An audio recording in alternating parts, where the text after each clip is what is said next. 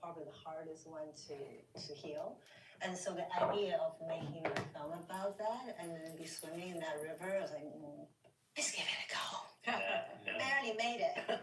Because I know that person who's afraid out of that and escape into a fantasy world. I can, when in doubt, and I see his work, I know that power of art and storytelling is going to carry me through this process the way it had carried him through his experience. So I thought, let's give it a go. Barely made it out of it, but here I am. Thank you for making that decision. Yes. And Joachim, sentimental value, which like so many of your films are shot in the area around Alabama, where you also live, centers on family of artists, so intergenerational kind of person. Obviously a very cool story, but on the other hand, I wanted to ask you, I can't help but notice you come from a family of filmmakers. Your grandfather directed films in Japan in 1955. Sound designer on film. Your mother, I know, was a director at one point. You grew up, you've said, on film sets. Was your family a jumping off point for this, or just coincidence? I love a good actors on actors. Eric Lukin in the resistance during the Second World War, and he got captured during the Nazi occupation of Norway. And he survived after imprisonment through making jazz music. And he made his first film, kind of in an environment where in Norway, no one made Good morning, Kai. Got to Cannes in like the 60s his first time, and his only time to go there. Sorry, I left early yesterday. Got busy at work. You know you ain't never got to apologize for making sure you and the boss man is good. I'm glad you're here today. Thank you for coming through. One more feature film in his life, but so I think I'm just listening to an actors on actors. I wish on my phone, but I just wash my hands so I can wash my face. Watching an actors on actors, and we're getting ready to take on the day. As you can see, this is the fit, so I'm feeling very farmer girl today. That's the aesthetic, that's the vibe. So girls, I think this film is out of that like conversation. If y'all say anything about the holes in this, I mean, it's an undershirt. That's the point. You gotta wear it. You got to wear it. You gotta wear it. I'm still struggling to understand why the hell we do, but that's I'm trying to. It's there. We good. You just emotional sometimes. I like when they abstract or removed way sometimes. I like when they sit down and do the talks. We're all working out our stuff. There are some of you, you're all... Literally, I love when they sit down and do the talks. They don't do them like they used to though, where they would be in the black room and they would really be at a round table. Nowadays, they're meeting at like a Saxon Fed or a freaking Nobu, and they're just sitting down and talking about things. That don't give me the same feeling. I don't get the same aesthetic, but at least I get to see them in the same conversation. Yes, they changed the format. Week, literally. But at least I get to see James Cameron and Ryan Coogler have a conversation. So, you know. Yes, it felt way more personal. Felt like a D'Angelo video. Like I was a fly on the wall. Literally, like I'm hearing something I'm not supposed to be seeing. But I think the industry done caught up. Literally, I was just about to say the industry done caught up, and they know that we know too much about them. We getting their insider secrets, so they don't want none of that. None of that. Y'all make sure to like the live too. Thank you so much. We almost at 10. I don't know. I actually have never listened to How Does It Feel. I've only watched the video on mute. I like feel so bad.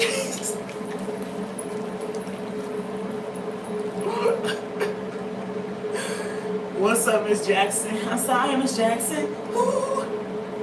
Now, Kai, you know more than anybody. If we do a song request, I got to get some money because that's copyright.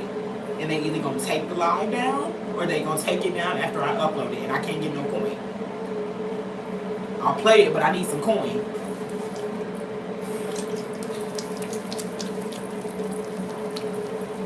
YouTube real stripper on this bitch.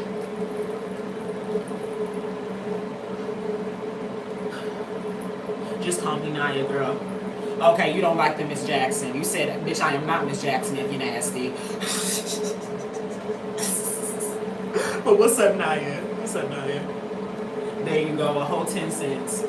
That's actually 5, but I thank you. That's actually 5. And I'm not gonna lie, Kai, that's not gonna do it. A whole song request and a nigga can take down my page. I'm gonna need at least need $5. Like, for real. I'm not even BSing you.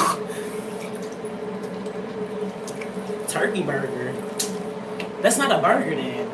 It's not a burger then. 10 cents. Thank you, Kai. Just because you sent it, I'm gonna play it for you. If they take it down, they take it down. They take it down.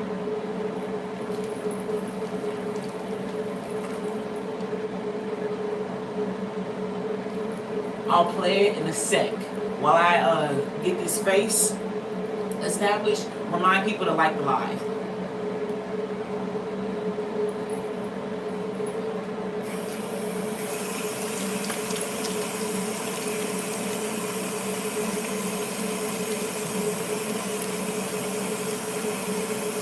R.I.P. D'Angelo for real.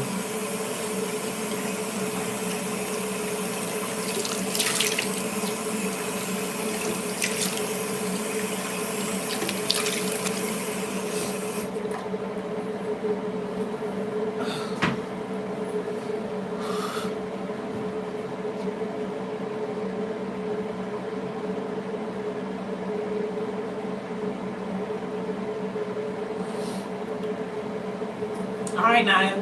Hope you come back. Hope you sub so you can come back. Because some of y'all don't know, you'll lose me. I mean, I'm sure I'll pop up and watch history, honestly. Okay, Naya. I better see you. If you don't come back, I'm going to call you Miss Jackson when you come back. We're no longer friends. We've reached business formalities. Miss Jackson, Mrs. Luther. Y'all, is it just me, or every time I wash my face, it's like I'm bringing out boogers? I can't never wash my face and not bring out no boogers.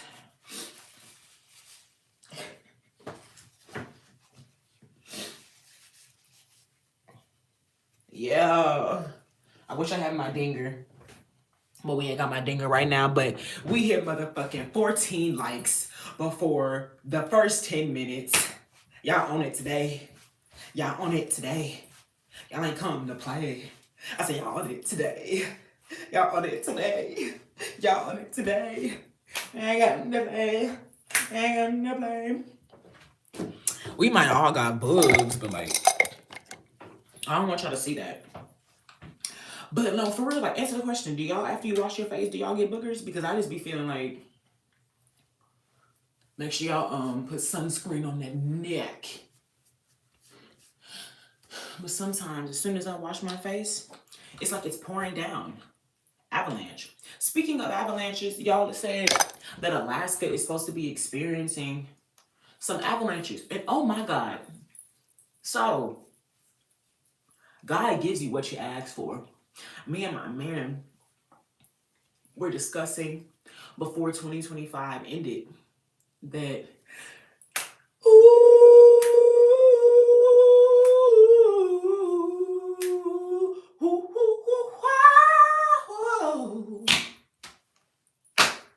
yes, my mother, I love my mother. She always comes through every time.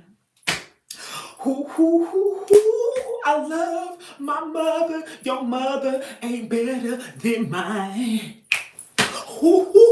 Ow! Thank you, Jesus. Thank you, Jesus. Thank you, Jesus. Whew. My mother is the goat, okay? Y'all hold on real quick. And I just finished doing my face too. Perfect. Perfect. Perfect. Perfect. And I'm glad to see you, Naya. You see? You see? We're still friends. We're still friends.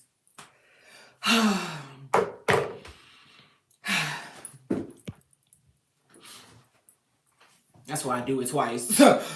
I'm with you. Maybe I need to start doing that because it's like, Jesus. Oh, hold on, y'all. I have to spit and I don't like y'all hearing me.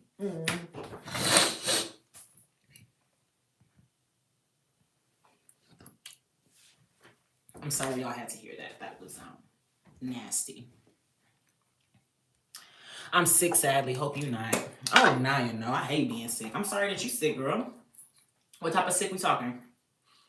I hope you mean just like a normal sick, not like a disease sick, like you up in a hospital type sick, like one of those sicks, like we hoping that you get out, not a little sniffles, a little cough, you can get you some NyQuil. I don't know, COVID or something. Girl, it may be the flu, Naya. You ain't get your flu shots? You know the flu bad right now. You gotta get those flu shots.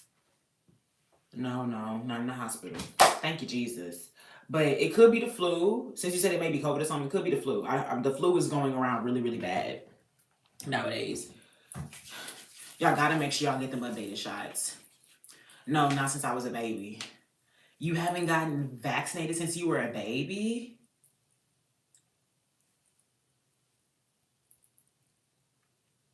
I'm scared. Naya, what was your parents doing?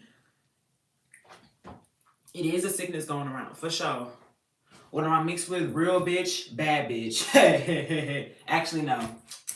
Real nigga, bad bitch. You see me. You see me.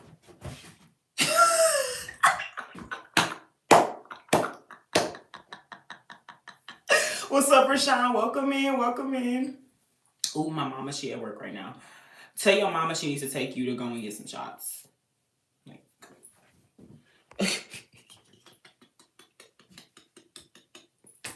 get your shots, like, by choice. What do you mean, Kai? What do you mean by that? Wow. Y'all, I barely have product. I showed y'all the other day. What's up, Halston? Welcome in. I'm turning into a farmer girl, and I'm about to go and fix me. I'm mixed with potatoes and rotisserie chicken. Damn it! I should have said that. Fuck. She just had a baby sadly, so she got a lot going on right now. Oh my gosh. So that means that you're an older sibling, Naya? Oh, that's so cute. Well, I'm sure your mom can look out for her oldest baby too. Let her know that you just need some hugs. You need some chicken soup. Oh, speaking of, my man wants to. I for sure gotta be farmer girl today. My man want me to make a pot pie. My lord, 4 siblings? Girl, shout out to you. I got the one, and that in itself is challenging. 3 brothers. Okay, at least you got some feminine energy going on there. I was gonna say, ain't no sisters? Damn. I was asking if the person who hadn't had their shots did it by choice or because of their parents.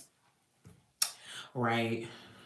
But it seems like Naya may be young, so I don't think Naya is on our same age level where it would be your dog. That's your third dog? Girl, I know my third dog too. Shout out to Harley. 3 brothers, 1 sister, and a dog. That's a full American dream right there. Oh my gosh. I wish I had the fucking technology from that one movie where I could just take a picture in my head and then it turns it into the style. Oh. Also, Kai, so you can see the new format that they do.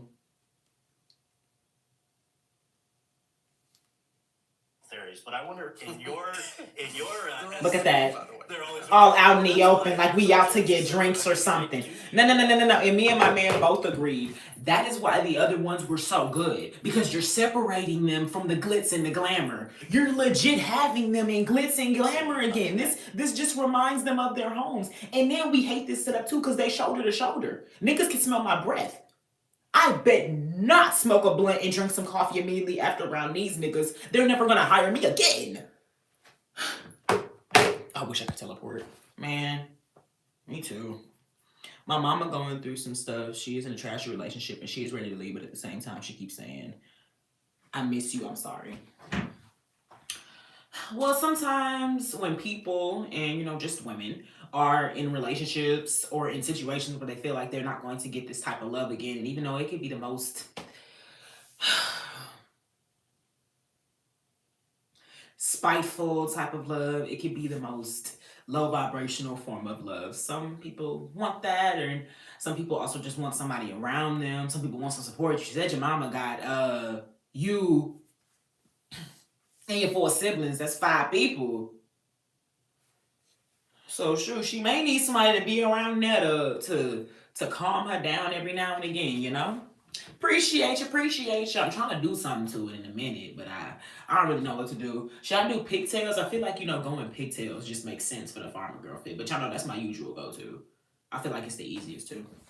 Love is complicated, but it shouldn't be. It should not be. As somebody that's been I'm not married though yet, so, when we get to like the 50 years of marriage, I'm going to be able to give more advice. But I would say, being in a relationship for 5 years, love is not supposed to be complicated. It's supposed to be complex. It's supposed to have you think about certain things and stretch you out in the best way. But it's not supposed to be complicated. It's not supposed to be hard to love somebody and for that person to love you.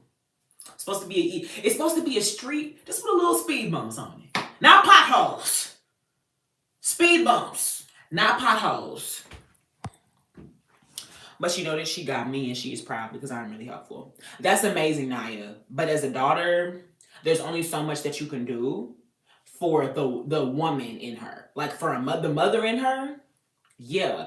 But for the woman in her, you're not gonna be in the bed with her, rubbing her feet, telling her childhood stories, or listening to her childhood stories. When she wants somebody to just like tell her that she looks really good every day. You're not going to be able to do that for her, So,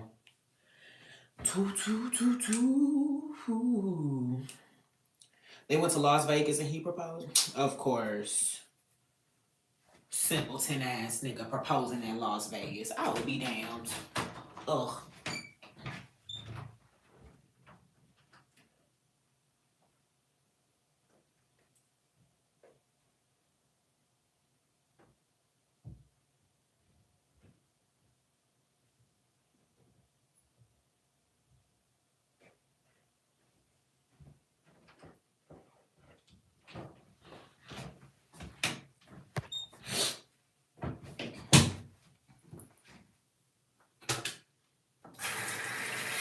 You spelled pond so wrong. You spelled the pond that's a pond, a form of water.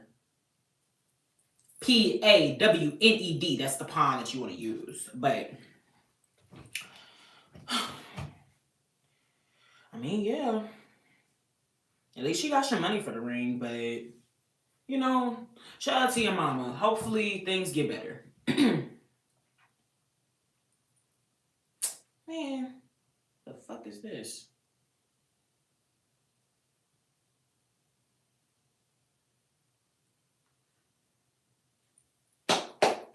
Oh yeah, I forgot to text my dad back yesterday. Oh my god.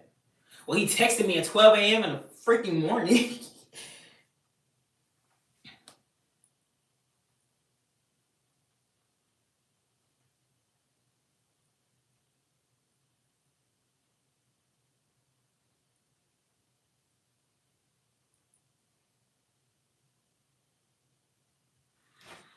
Wow.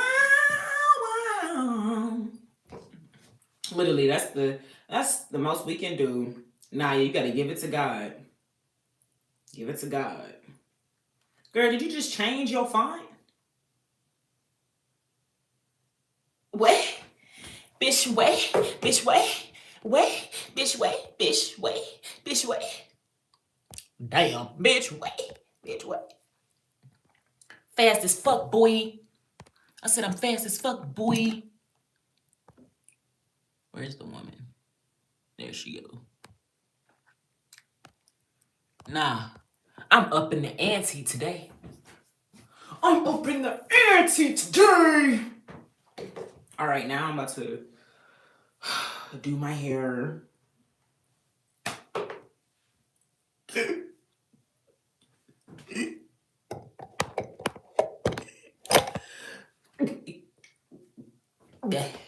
The dramatics, please. All right. Y'all are gonna hear the actors on actors in the background, but I need something. Y'all got me as background noise. I need background noise. Oh, yes. You wanted to hear D'Angelo. I'm only playing like 30 seconds because that's how much you paid for. You honestly played for 10, but...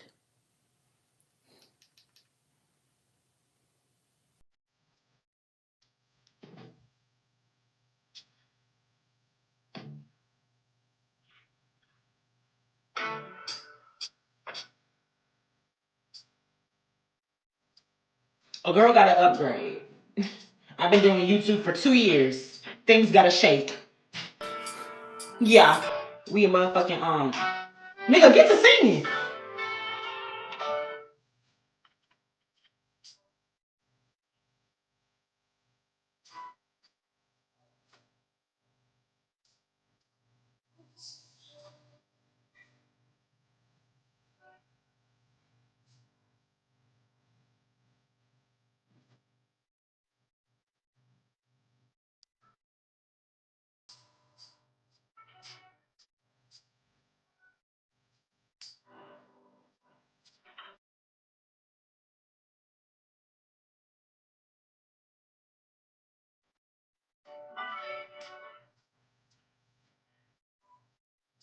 And his V amazing. Kai, you freaked out.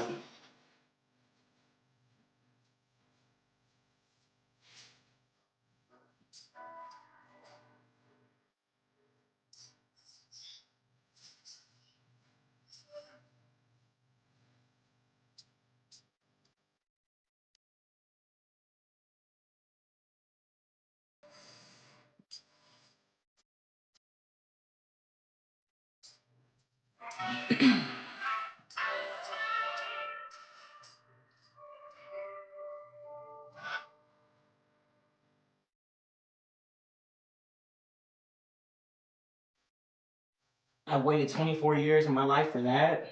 That was underwhelming. R.I.P. to D'Angelo.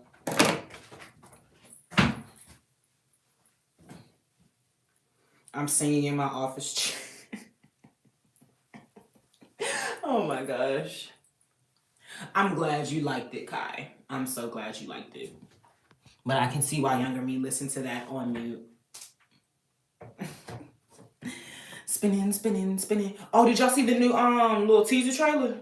They done shown Shuri Black Panther meeting the Fantastic Four, specifically the Thing from the Fantastic Four. Marvel really trying. Yes. Yes and yes. I was younger. You know, you older saying these things. I clearly was going through a sexual awakening.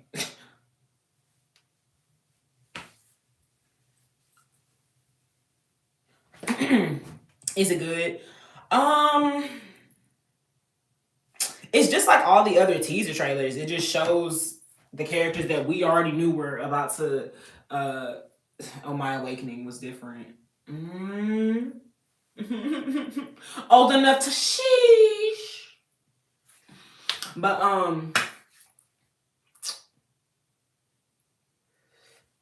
it's as good as you wanted to. Oh, Namor was also up in there too. So we're officially gonna have Namor and the Namites, Talakonian people are gonna be fighting against Doctor Doom. We also are bringing M'Baku back. Shuri's back. Ben is the thing. It's not like crazy impressive. It's just one of those, oh shit, they've confirmed it. They're coming back. So Namor gonna still try to sue. Man, no. They gave him his small little part. Ain't no suing. It's fine. Universal can keep that nigga. Ain't nobody rushing to see no Namor. Namor is no more. I don't give a fuck. Whore. I'm sorry. I had to find something to rhyme. But they at least have let it be known the movie is gonna come out in December of 2026. I believe. Hold on. I gotta go bring my TikTok back up. I'm gonna just show y'all. Keep making it nice. This is my story.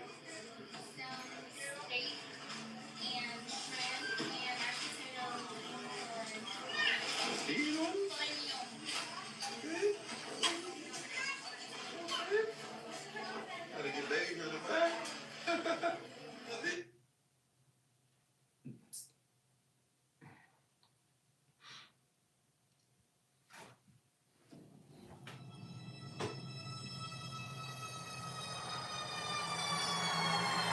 My sister sending me TikToks. I've lost everyone that matters to me. I cannot stand Shuri as Black Panther, bruh. Particularly the actor. That's just the problem. The king has his duties to prepare our people for the afterlife. I have mine. King M'Baku of Wakanda. Then, Unity Street between Broome and Grand.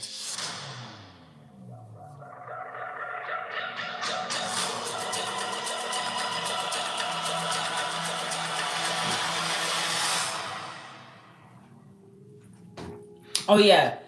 Yes, it's official. It's coming out on my mama's birthday. My mama got some comments. I'm just kidding. No. But it's coming out. Oh no, it's actually coming out December 18th, 2026. So it's gonna be out here. So that means GTA 6 and Doomsday are a month apart. Interesting.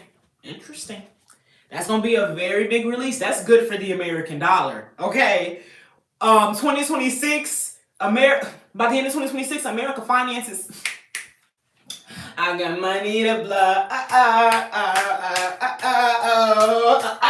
Are you serious? Motherfucking GTA 6 and then Doomsday? Niggas is crazy. I'm always more DC than Marvel. I'm just amped to see some superhero things and see how they finish this story. Especially a story that was supposed to be for Kang, but they gave it to Dr. Doom, so. And yes, the Absolute comics are great. I need to get the Absolute Batman trade. But that's the only one I want. And the Absolute Green Lantern. Oh my gosh, it's too motherfucking cold for this. No.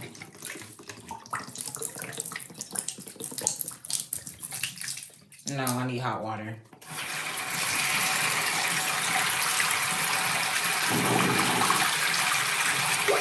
I literally feel the cold air all throughout this house, and this motherfucking water want to be cold. No. And it's still... Whatever. I did that to myself.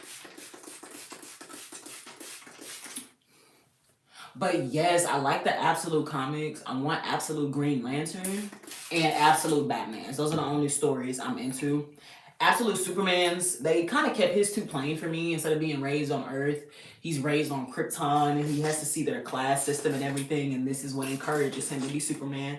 Cool, I guess, but I just thought it was still too close to his original story. Wonder Woman's, I feel blasphemous, just like I feel with every Wonder Woman story, because she has that Greek deity lore behind her. But her being the Princess of Hell is not appealing. It's not appealing to me. No, I don't want to watch that. No thanks. And literally, my man and I were looking at GTA 6 things yesterday. I'm still feeling weird about Doom Iron Man. That's the only way to feel about it. It's just like, but like, what about it is weird to you? What don't you like about it? I don't like that we can recast Robert Downey Jr. as Iron Man. But unfortunately, after Chadwick Boseman's passing, we decided to do a full, like, complete separate, we're just gonna grab the closest person next to us. Honestly, no, that just shows consistency. Marvel don't know how to cast people correctly. I don't like how they cast people. They don't ever cast good people, to me. I don't know why they needed Robert Downey Jr. back. I like him. I like him, but he's already been used. We saw Robert Downey Jr. so much of our childhoods, and I think when it comes to movies and films, specifically sci-fi and fantasy films, we're always going into it wanting something new, and you're presenting me somebody who I've literally seen for 10 years play a whole nother character. It's just not appealing to me. And they may do it the comic book route where they take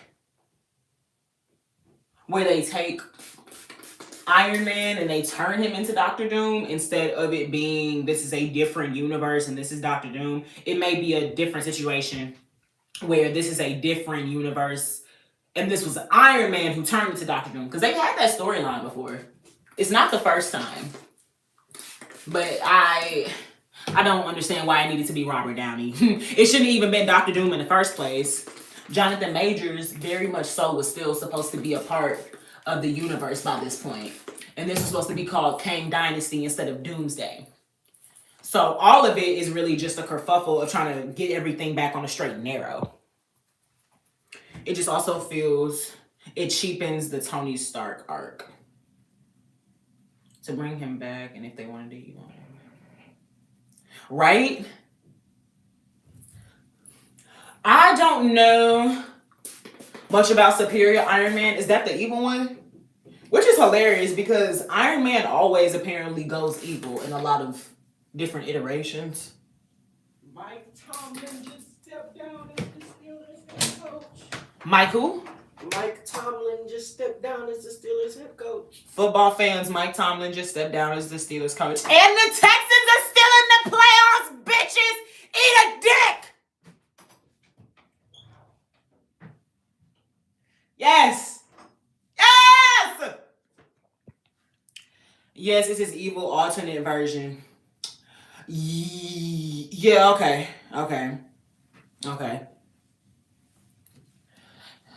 I actually got my man a comic. It's a Black X-Men comic. And he didn't like it because he said Iron Man was just up in there being racist. That was like his only thing. The nigga wanted to eliminate all the Black X-Men. So that nigga Iron Man actually easily gets evil all the time. So I agree with you, Kai. They could have just done that, but they killed him off.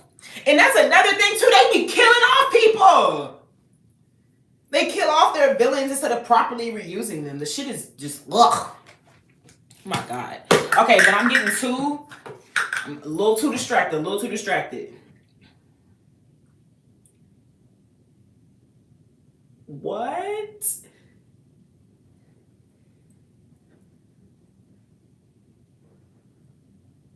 My dad just told me he's only watched 8 Mile one time, and that's actually very shocking to me because my dad is like one of the few Black people I know that's actually an Eminem fan. So that's actually just shocking. What's up? Hey, appreciate you, Vinci. And what's up? Stay focused. Thomas Sherlock, welcome in. We should just do a full reboot. Oh, I gotta show my man. My sweet. Oh yes, you have clothes on now. Come.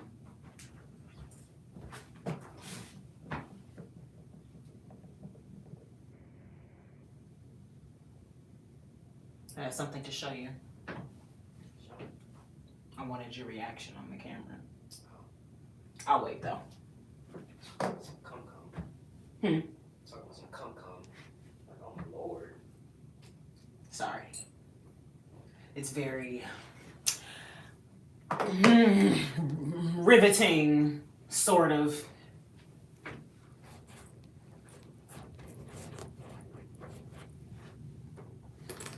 I need my gel too, y'all. I got my, which tie? Usually the silk one does better with actually laying down my hair, and with the lack of product, I need that.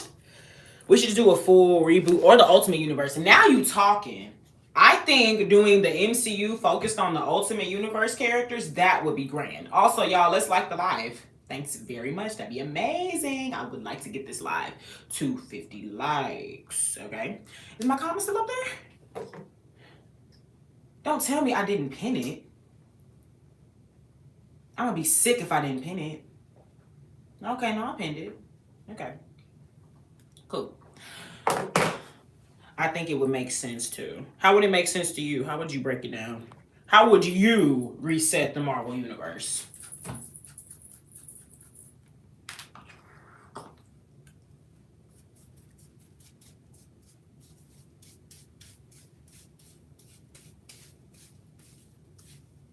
Miles is Miles' best-selling character. Miles is Marvel's best-selling character. Is that true? I mean, I wouldn't put it past. He's Spider-Man and he's Black Spider-Man. So you put both of those together, that's a money maker. Well, I would have like a Thanos level threat. They saved the world. Okay, we doing the basics. Got it. Right. But at the cost of all the heroes' lives. Okay, so kind of like what they said happened to the X-Men. And ain't that something? It seemed like only the X-Men team, the only ones that can die for real. Like, I mean, kind of, sort of. Like, you know, Black Widow died, but like, everybody be dying at the same time. It's like the X-Men team is the only one we see get done the fuck up in full. Everybody else in the Avengers stuff, it just be plucked every now and again. Something gotta happen. But the X-Men, them niggas be getting wiped out. Jesus. Boom, reboot. All right, Kai, that was so creative. That was amazing. Can you play music? I play music when I get money. So if you got money to give, you get some music. Because the X-Men are the metaphorical black kid in a horror movie. You know, that's extra funny because the X-Men are based on Malcolm X and Martin Luther King. So, yeah. You're not wrong. No, you're not wrong. Y'all, please be sure to like the live. I really appreciate it. I would like this live to be at 50 likes before the end of today's show. Oh my God.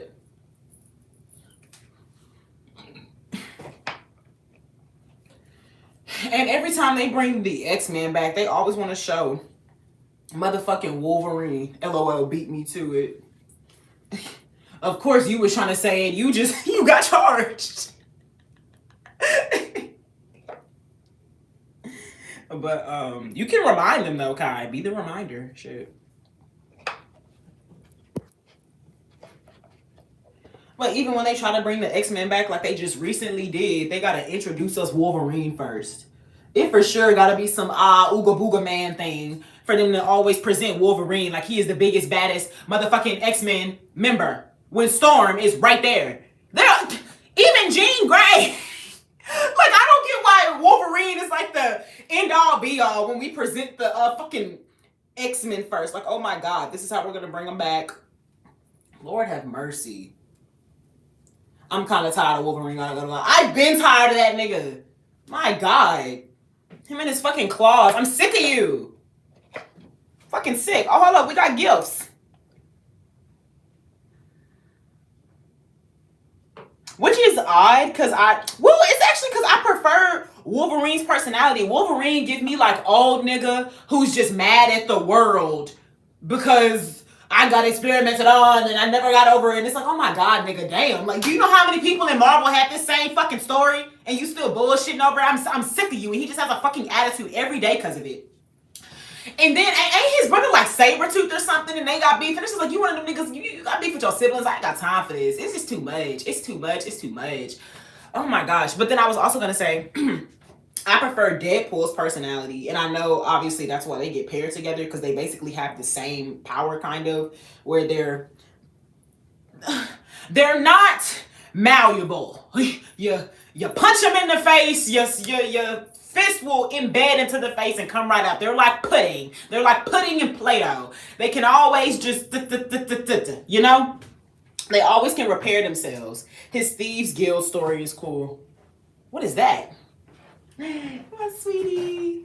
Okay, now I want to show you. I'm going to show my man the new Avengers Doomsday post. Let's see how the general public is excited about Marvel. We already saw it last week. No, you didn't. It's a new one that just happened an hour ago. The one with Sherry and the Fantastic Four. Oh. I feel like, yeah, they are. You saw that one? I didn't see that. Yeah. They Oh. all release. Once the new one releases, that's when they leak the future one. If you can remember that. But last week we were watching the X-Men trailer and they leaked the Black Panther and the Fantastic Four one. Oh, I didn't see that one. Yeah. So never mind. He's seen it and he doesn't seem excited about it neither. So I guess that answers the question. Gambit from NOLA and he becomes the master of the Thieves Guild. See, I don't know much about Gambit. I'm not sure. I don't know much about Gambit.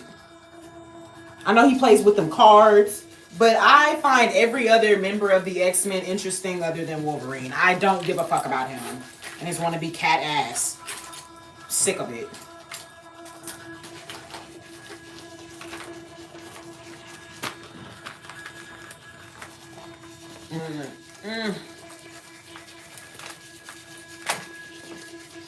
Oh, I'm sorry, y'all, because somebody gifted earlier. I did not see who did that. Give me 1 second, 1 second, 1 second, 1 second, 1 second. It was Kai. Thank you, Kai, for the floating heart. Appreciate you. Always coming through. I think my biggest concern is most of the people in the new event we just don't care about. Honestly, we don't care about, or we've seen more than not. Or how much is? We've seen them enough already. We've gotten all that we needed to out of them, just like we said with Robert Downey and him being Dr. Doom. It's not that we don't like Robert Downey's acting. It's not that even some people may not like Dr. Doom. I mean, I personally don't really give a fuck. I don't really know much about him. I don't care. But that doesn't mean I'm not interested to see the story, but I'm not as interested when you got a nigga who I've already seen play somebody else play him. It's just like, it's a difficult feat. I don't care about the new Fantastic Four. Damn, I wish I had my motherfucking remote. Boom! I don't care about Miss Marvel. Boom! I love Spider-Man, but like that's it. And I think they're supposed to release the Spider-Man Brand New Day movie after before Doomsday? Oh.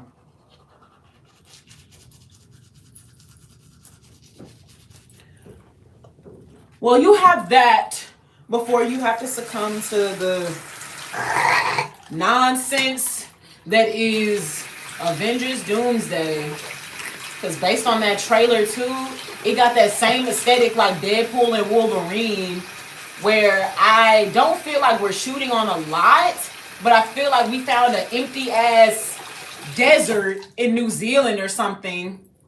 And I set those two geographical locations on purpose, a desert in New Zealand, because that's how I be feeling. We're like somewhere in a cold, mystical area, but then somehow found a desert, and we're using this to film. I don't like it, like at all.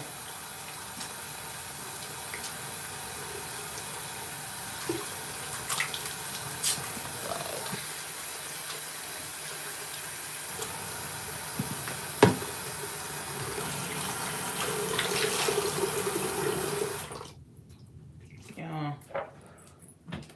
Can't stand when my hair does not not want to cooperate with me.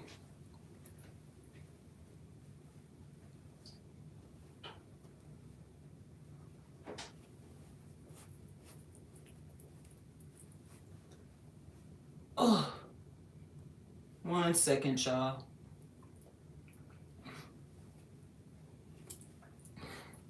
Only with y'all will I take 45 minutes to do the most simplistic things that I do on average, like 20 minutes a day. Y'all are my favorite distractions. And they basically had to resurrect Captain Iron Man just to hope to sell tickets, and I ain't falling for the okie doke. Literally, I think that's the one I'm more annoyed that is back. Is Captain America. I fucks with him, I do.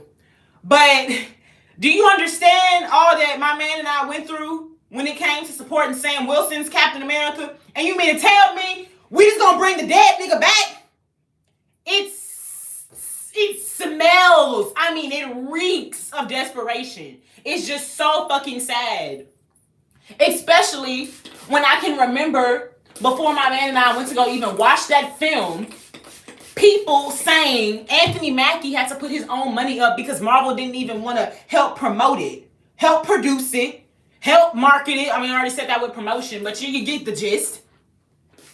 So when you have new characters that you can promote, that you can put on, that you can shout out, you don't do it, but you instead go to the fucking trash. Ridiculous.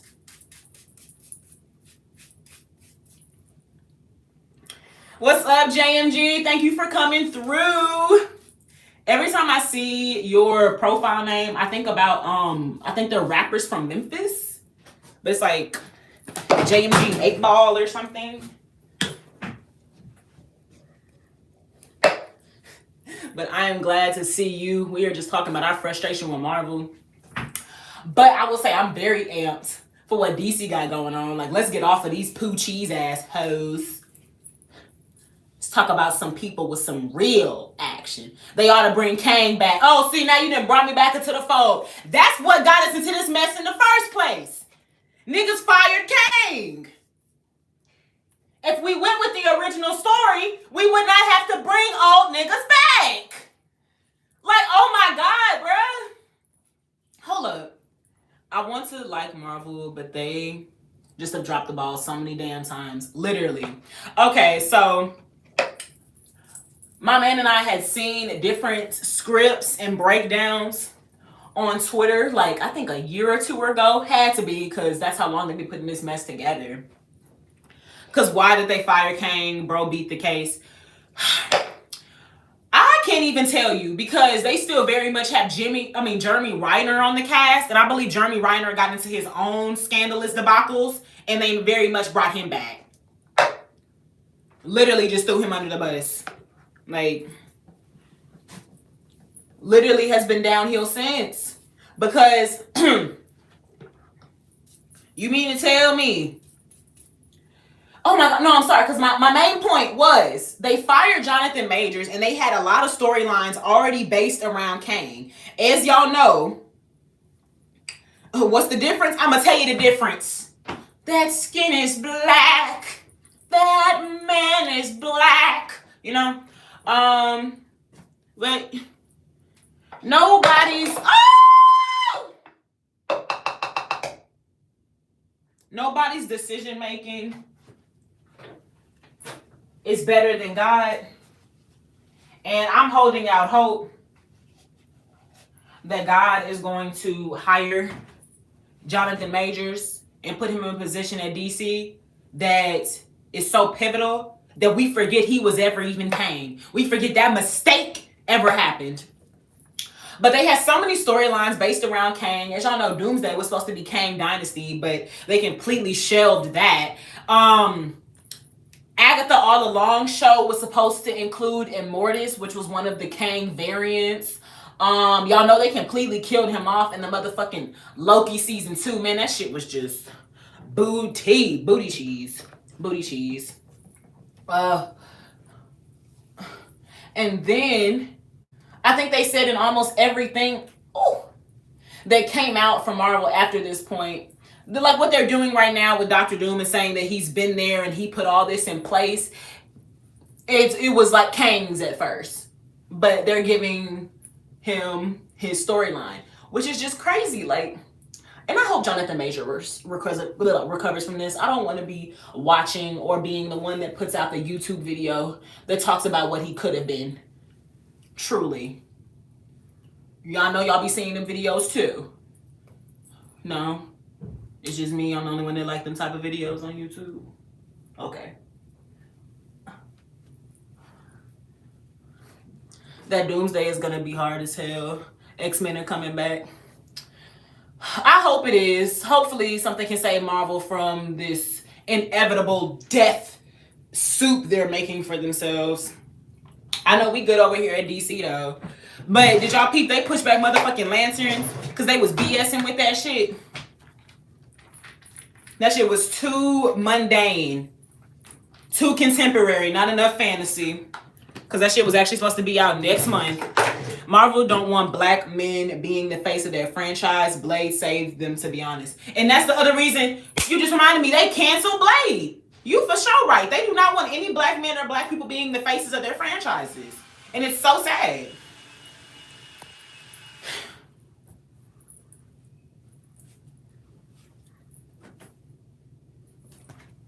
Man, I'ma just let that be. I have time. Ooh, I almost forgot to do my edges, y'all. How could y'all let me forget that? Y'all gonna let me, a black woman, go out and I not do my edges? What's wrong with you? You lack faithfulness. You lack loyalty.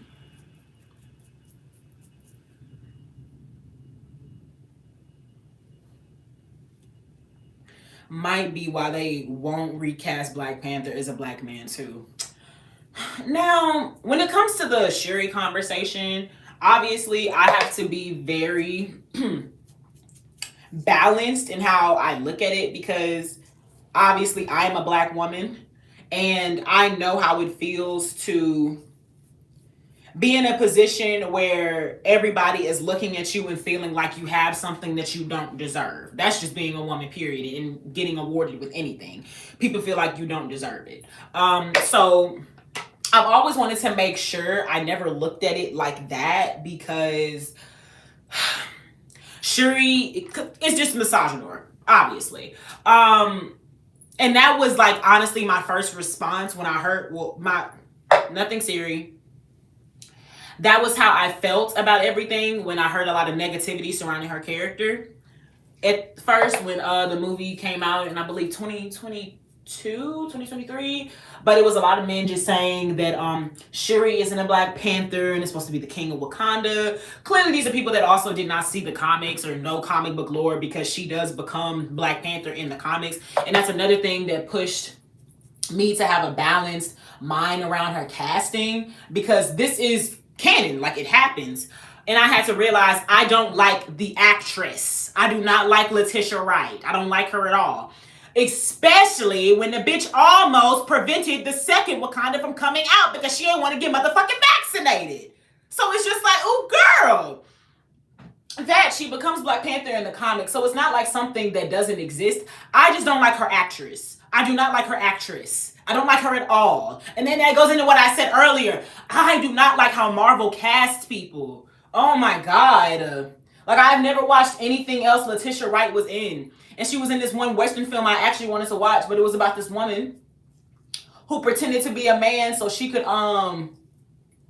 just have more benefits in life. And it was talking about that back in like the 1800s type situation.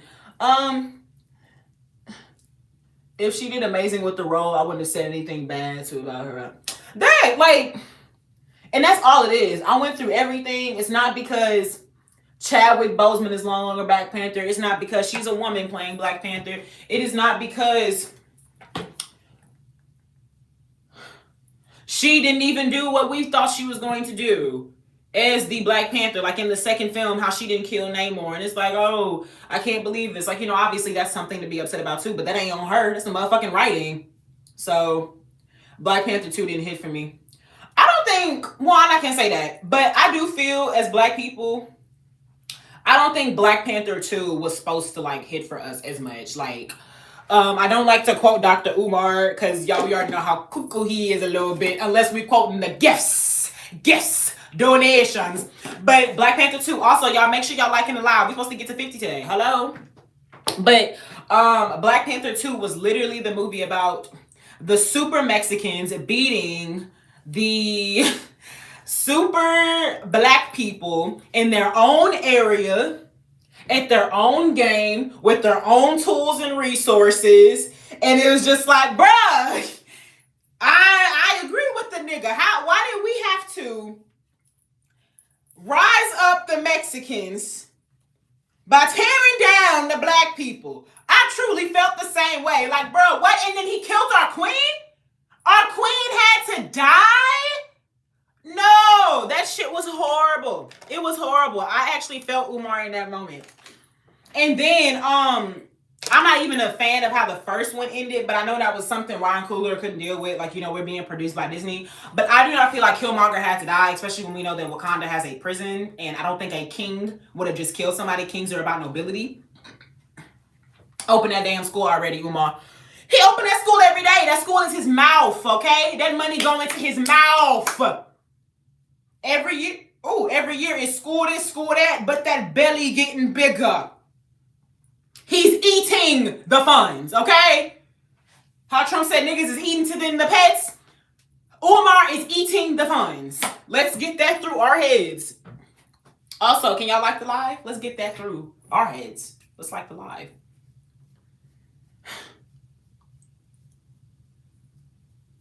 But I didn't like how the first one ended with Killmonger having to die and everything, and I felt like that was avoidable. But I know that was something that the execs probably needed to push out, considering he was a black radical. So, but then we brought him back in the second film, which I guess is inevitable. But man,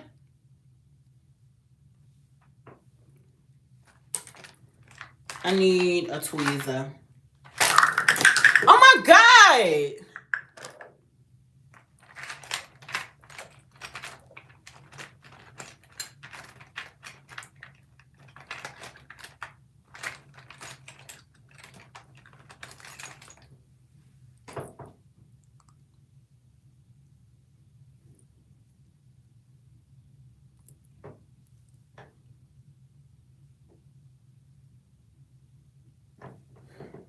Oh, I plucked and it hurt.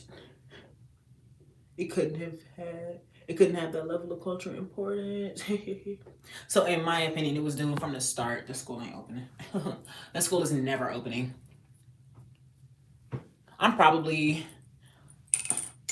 going to have my first child before Dr. Umar opens that school.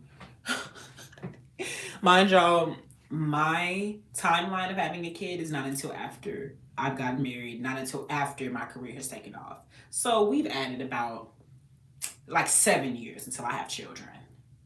He's been preparing that school since 2011. I don't know what's gonna give.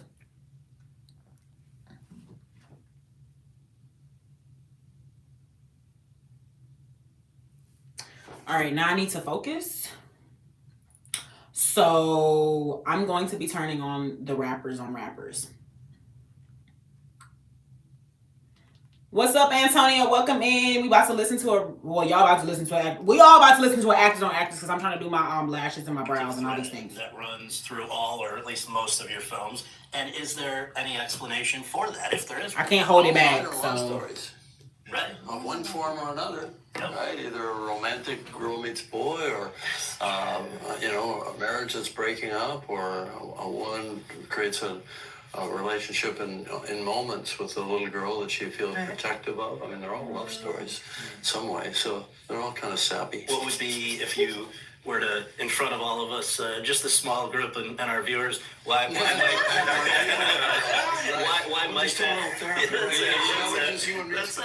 Why do you think that might be that you return to love stories? I think it's in, people think of me as a very technical filmmaker, and I can do that. I love to do that. But for me, it's all about the heart. It's all about connecting. The storytelling, first rule of storytelling is you connect with your audience.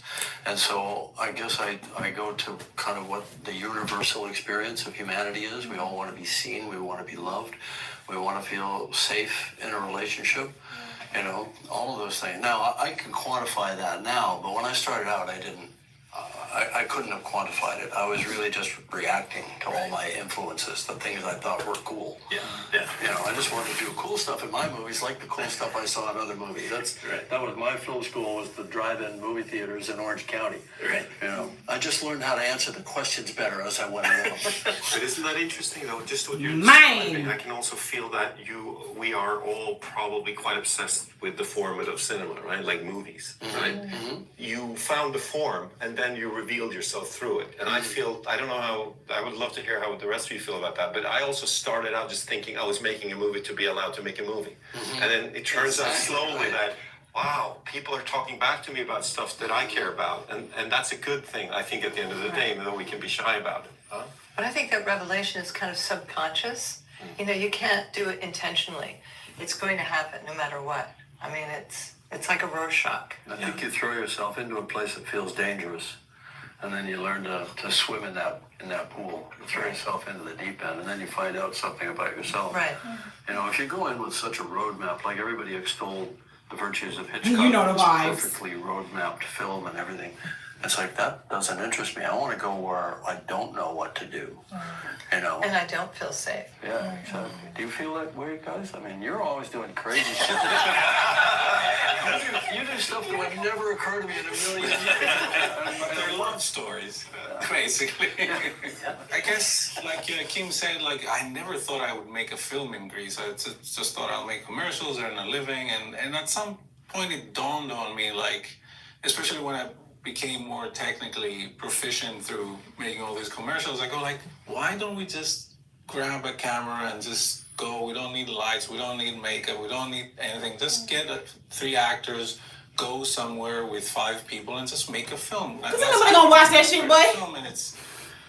And it was a reaction, and it was more about form. It was a reaction to the I'm kidding. Y'all watching me right now. It was a little bit of a love story, a detective story. And then, when I realized we can just make films like that, I went on to make my second film, Dogtooth, which was more about thinking more about what interests me in exploring in terms of human nature and societal structures and human behavior, and coming from Greece, which is a kind of a Mediterranean type of This who talking? family structure. That was something that was interesting to me, and see how I can take that to extremes and expose things about that structure. I'm trying to lift it so y'all can It see. did start out as that was something that was interesting to me, and see how I can take that to extremes and expose things about that structure. But it did start out as, like you said, I can just make a film. Take a 16mm camera, go somewhere, and make a Yikes. film. Well, for a number of you, I know it's also place is something that runs through maybe not everyone, but many of your films. I mean, obviously, Joachim, that's Oslo for you, Ryan, Oakland, and Chloe. Interestingly enough, for someone who was born in China, it seems like the American West for many of them was something that you were drawn to. So I guess, coming from where you do, is there any rhyme or reason for how you've wound They up talking where about you've filmmaking. gone? Every northern Chinese person has some Mongolian blood. Because, they stuff happened So there. you come from a line of conquerors. Half of me. The other half is conquered. James! Conquered many times. So But, no conflict there. no conflicts there, just the inner civil war. I remember whenever I hear Mongolian music growing up, I cry. So I would be yearning for the plains of Mongolia when I was in Beijing, and I was yearning for the plains when I was in New York. There's a through line to previous question. It's maybe a bit of downer, but I think it's fear of death. I'm terrified of death. did not grow up in an environment where there is religion or there is a way of looking at it as natural part of the human experience, but sensitive and knowing that I'm not really living. So it's something to be ashamed of, and somehow it's weakness, and being deeply sensitive and knowing that I'm not really living my life if I'm so afraid to die. And so to be drawn to nature, especially the nature that has not been tamed and controlled. And once you have no choice but to be part of it, once you're forced to vibrate as part of nature, you actually become one with it. And then the illusion of separation dissolves. And then you're fearless. And then you're no longer afraid to die. And then you can live and love with your hearts open. So I think the drawn towards that landscape is for that reason. Can I ask you a quick question? Because I feel... I'm scared. No, it's beautiful. Thank you for sharing that. That's really relevant, and it makes sense in your movies. And I've seen something that occurs in your early films is very often the sole character up against the sky. Yeah. But in the new one, they're engulfed by trees, and there's a different type of magic. So are you developing into less scared of the open sky? I think so. I think the midlife crisis really helped. In my 30s is about that, horizontal, go as far wide as possible like the pioneers.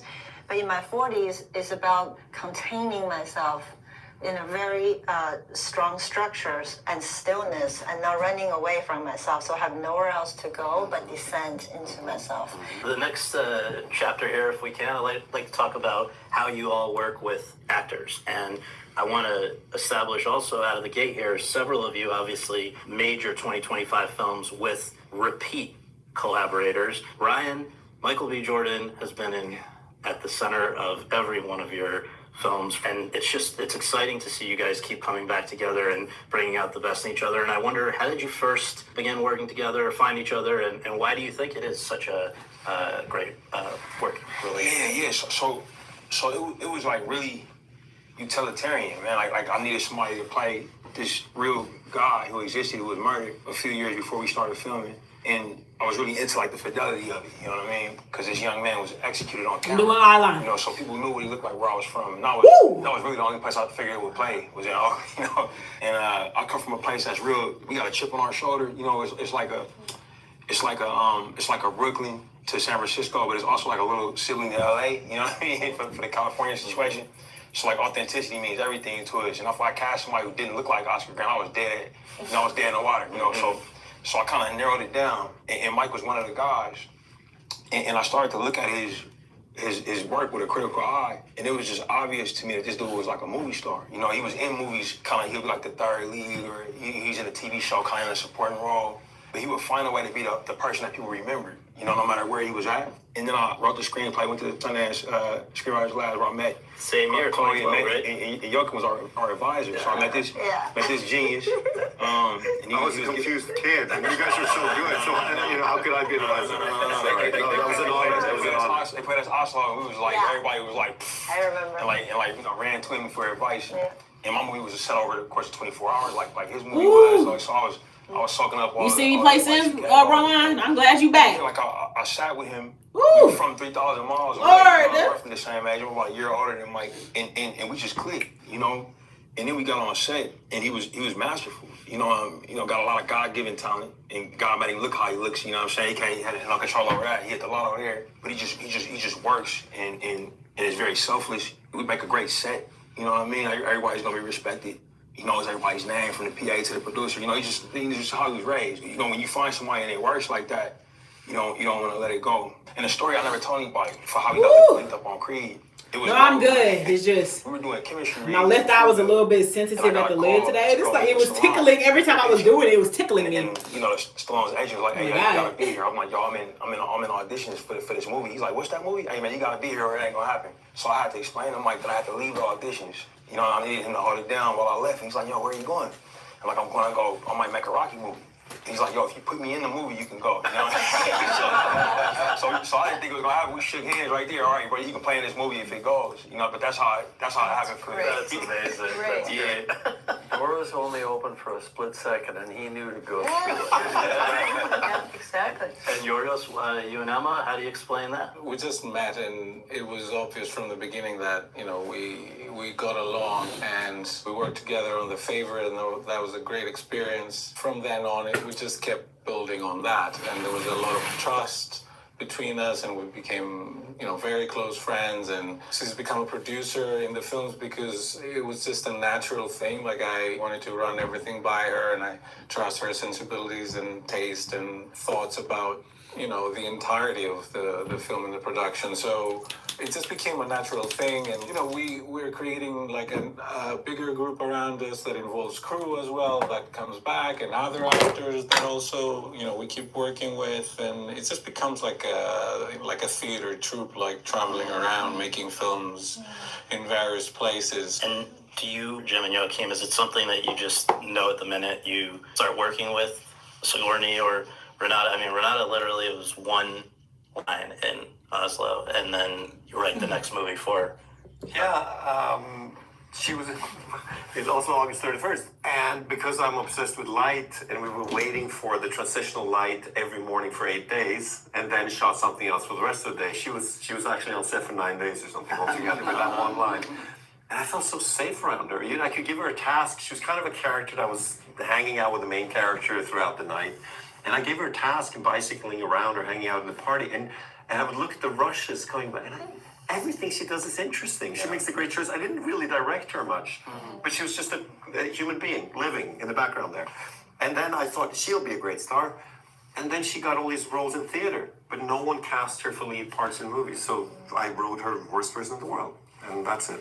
And I'm just grateful she wanted to continue to work. I mean, it's not just, I will say, in the connecting from for many years up to Avatar movies at Sigourney, but there's obviously years with Arnold. A number of times Arnold, Lance Henriksen, and then the principals in Avatar I've now worked with 3 times. Yeah. I was terrified of Sigourney before I met her. She was Ripley, and I had written this part. I just prayed that she liked the script, which she did.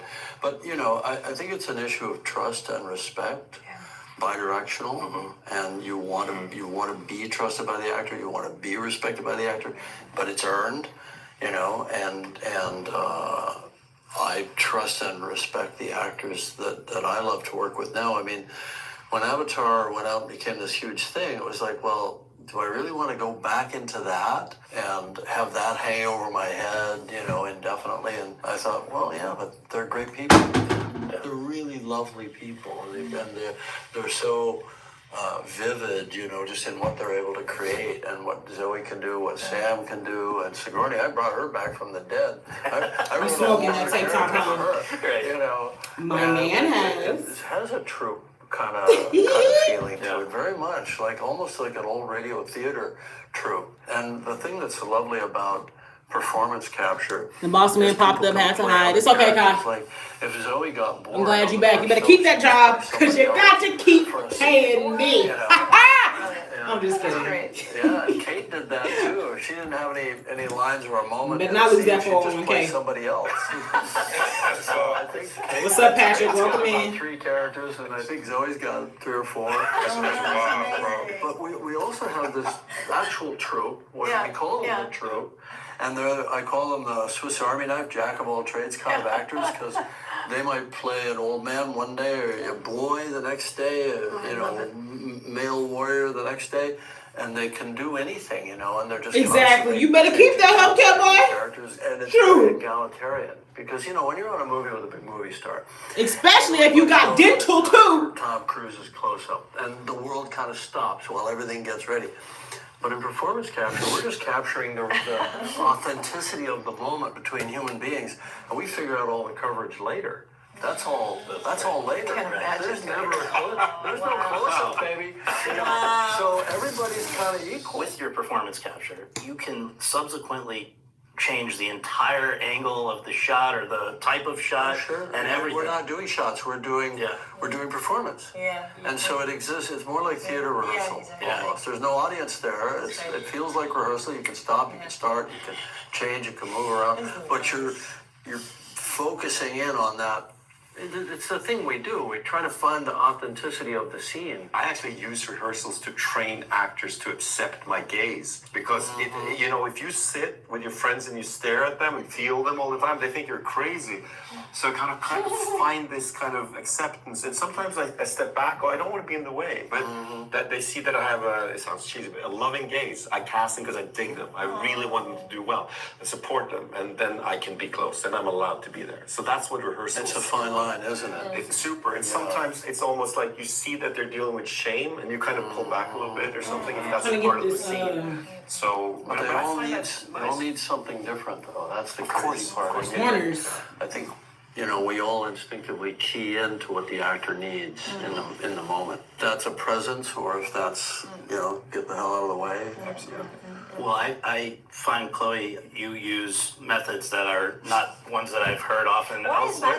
I'm the weird one? No, I don't think it's. But I'd love to hear how you arrived at some of these decisions, particularly at Hamnet. Like, there's a scene where Jessie Buckley's lying by a tree with the baby that I believe she would have just given birth to, and you're essentially like cuddled up next to her, I guess, directing her from that position. So just building a different sort of close relationship with your actors than many others would. Just how did you arrive at some of those techniques? I like the performance troupe, the circus analogy, but also stand by for that one because it's going to be weird. But I think that's where we come from. Nowadays, like there's all these rules and we have to follow, which is understandable. But at the same time, it's a very fine line what we're going through in our own lives and then what's happening as we do as performers, storytellers. So it's messy and it's embodied. And so I went in digging in those 4 years of midlife crisis of somatic expressions and embodied creativity.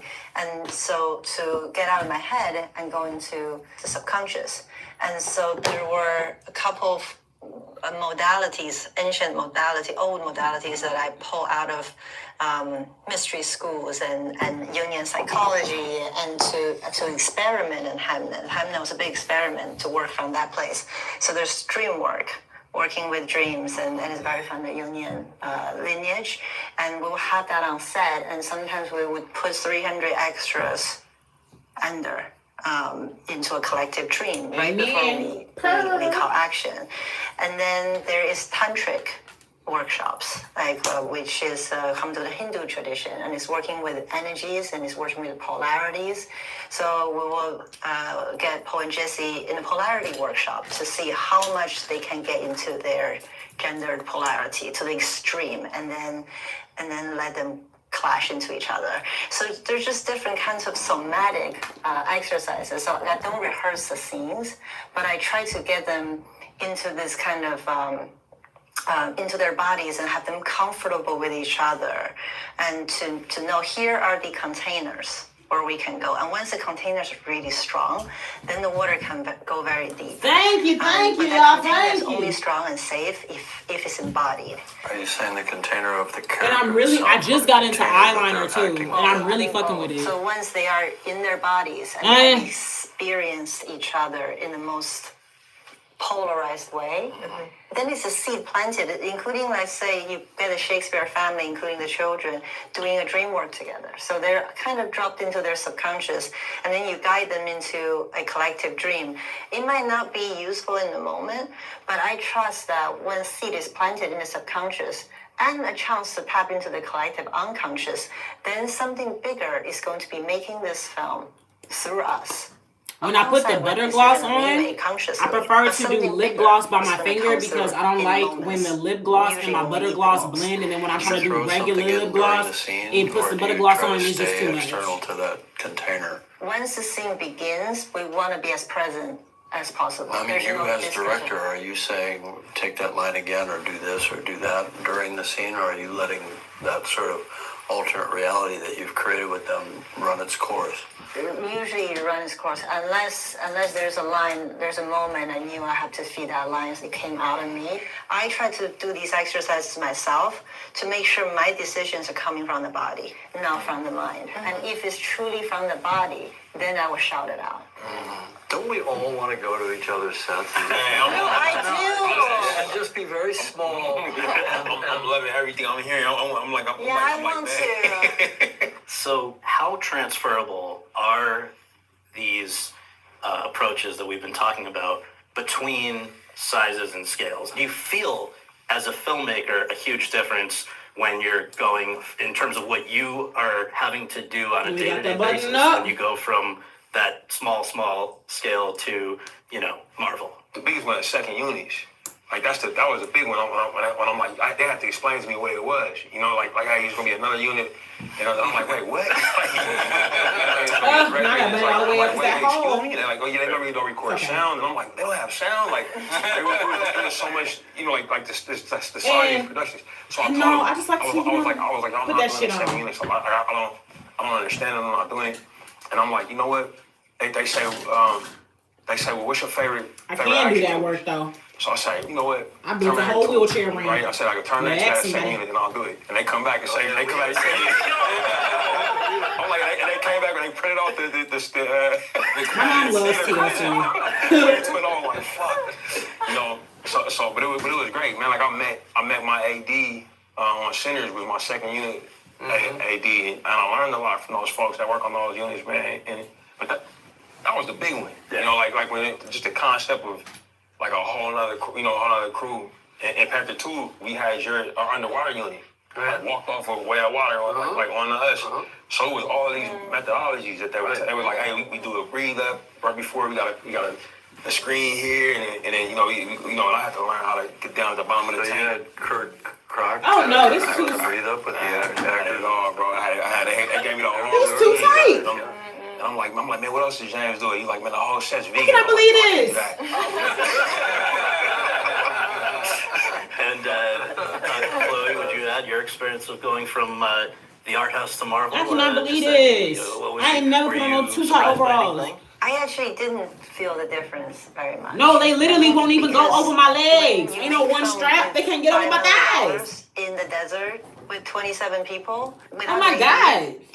You do everything yourself. It's extremely stressful. And then so at Marvel, when we did Eternals, it was like, wow, people are doing stuff for me, and things are taken care of, and then you ask for something that's there, people show up to work.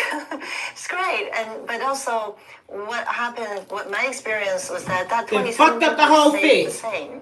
I was gonna say there's an intimacy around the Yeah, camera yeah. that doesn't change. Yeah. Beyond that, there may be Oh, no, that's there may crazy. be Beyond levels that, of yeah. extras and production and Musco lights and all that stuff. Yeah. But there's I think it's the 5 people around the camera: the True. DP, Yeah, AD, yeah. the principal actors in the scene. That really wanted intimacy those never too. They had the changes, red, no matter black what's situation beyond going that. on. And that's where our focus is anyway. Yeah. I don't think scope makes size. I think it's really the story. I mean, like, sentimental value is huge. It's Yeah. just gigantic, and so it's really the Who's story. this? And Fruitvale. Oh my She God. high as fuck. It just, Impact. it's impact, it's story, and that's where the size is. With these last 3 films, Hurt Locker, Zero Dark 30, well, not the last 3, but your trilogy, Right. Hurt Locker, Zero Dark 30, and House of Dynamite, making films that deal with the American military and government and all of that, segments of it have given you pushback. Is that a badge of honor? Would you have been happy if that hadn't happened? Well, I never anticipated it necessarily. Yeah, I just think what's interesting is there's a conversation. Whether it's antagonistic or productive, there's a conversation. And that was the intention of the film. And so I feel like thrilled that, we've arrived at that place. Jim, you've been the leading figure in the area of motion capture and 3D technology for, We say performance capture. performance These capture. are not the Is it ones I wanted to being wear used with as much this. as you would have expected when you embarked on this kind of revolution? It's very niche. It's very niche. We never intended to revolutionize how movies are made. And if you could shoot something with a camera, there's nothing I love more than hand holding with a camera in my hands and a couple of actors, and just it's that intimacy around the camera that I love. Performance capture is a means to an end to do a specific thing, which is quite niche. Performance capture is just a way to do makeup.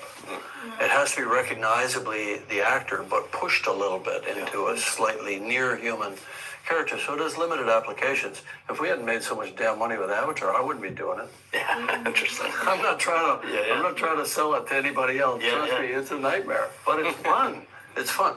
I mean, it's a nightmare downstream, but the actual act of creation is a lot of fun because you're not worried about camera and dolly track and time of day and all the other things that you worry about you got to stamp that image, that sensor or that film plane with the thing. You know, that's, you know, and you don't have to do that in performance capture. All you got to do is just. I want the both essence of the straps. It's scene cold. and you're good, and then you sort all the other stuff out later, and the actors love it for that reason because they don't have to hit marks, they don't have to Actually, worry no, I about don't the like lighting or I don't like that. any of that sort of thing. Man, I'm just trying to think about how you doing it. Like, are you taking notes on where you want to be when you watch it? You know how you'd line up maybe with a viewfinder or a video camera or however you kind of block your scene. Just do the same thing once with the virtual camera. You see where the characters are going to be. There's a waterfall there. There's a floating mountain up there. There's a creature over there. And then forget about it. And then I just jump in and I get right in, like you say, get right in their space. And after a while, it's like wildlife photography. They're used to the camera hide to the blind. They're used to me being there. You know, I try to be as you know, tiny as possible, but I love it. Ryan, one thing that got a lot of attention was that with Centers, you made a deal that 25 years from now, the ownership will revert to you. What made you decide with this film to seek that, and is it something that you think will become more common going forward? Brilliant.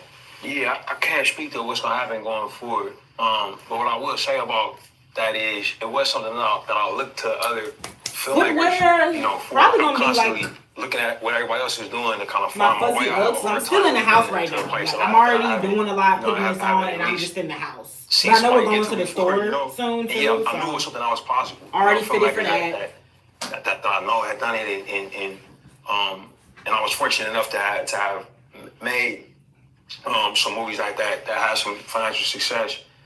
This one, what I figured those things that bought me was the ability to write on spec, you know, and I was coming out of we were coming out of I'll probably end up writers, wearing strike these Nikes I have. They're downstairs. I'm not gonna put them on right now because I'm still in the house. That's what we have our house shoes for. Nice little leopard print flippies. But I'll put that on when we are leaving the area. Now, it's time for what I got all dressed up for. Coffee. You can take this down. Let's see. I may have a line on my forehead. Y'all ignore that. That is just from the pressure and lack of blood.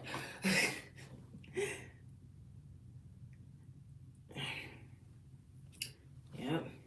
Big forehead bitch coming through the arena. If you act like you ain't seen her, you's a liar.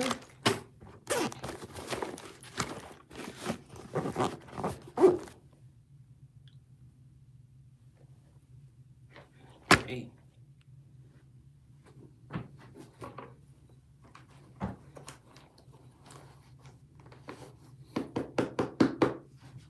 Actually, no. Go here. I should get a more on the nose bag because this is usually the purse I wear. I feel like this one would really go with the fit today. But I've been reading my Immortal Dark series again. And Bob the Builder. I've been reading my Immortal Dark series again, and I love being able to have quick access to my books. And I also love not having a bunch of weight on my fucking shoulder. So we're gonna be carrying this bag because this bag actually holds all the weight for me. So Paul Bunyan, where the food is good, but not too good, eh?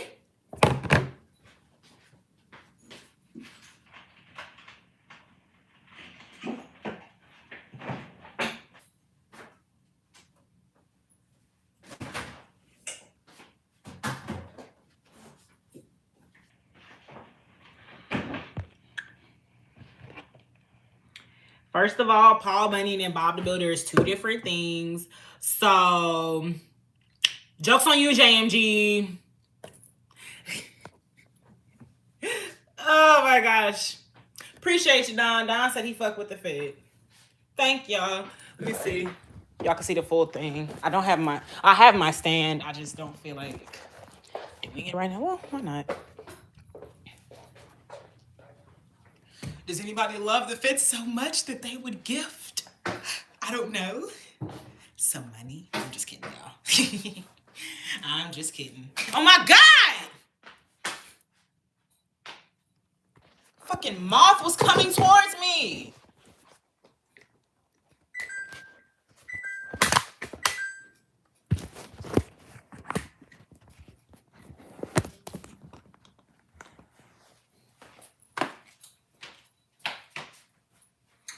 I don't like. Yeah, it look kind of odd over there, but.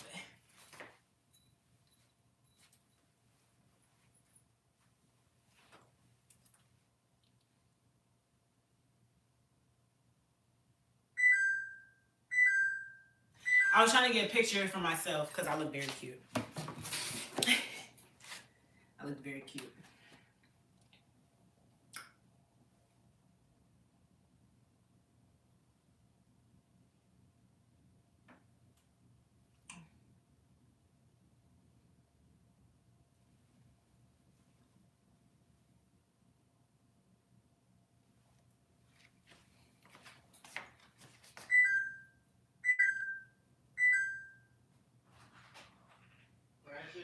My sweet.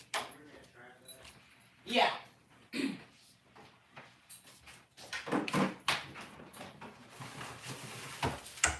right back. Hey, look, I'm doing something. We're doing something that the fit requires.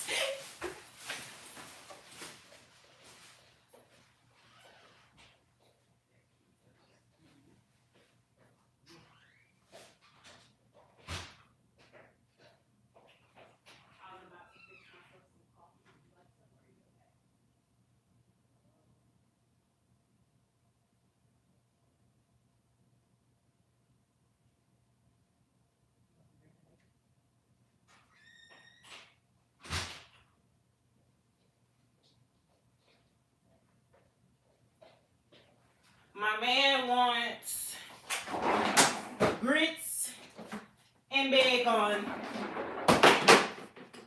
So unfortunately, we only had these 2 slices left. So, well, that's the ones that's in the fridge. We have 2 more. Not 2 more, but we have this whole other one. It's just frozen, so I gotta make them what I can, which is these 2 slices right here. I'm gonna make him them 2 slices, and he also wants some grits, so we're gonna do that as well.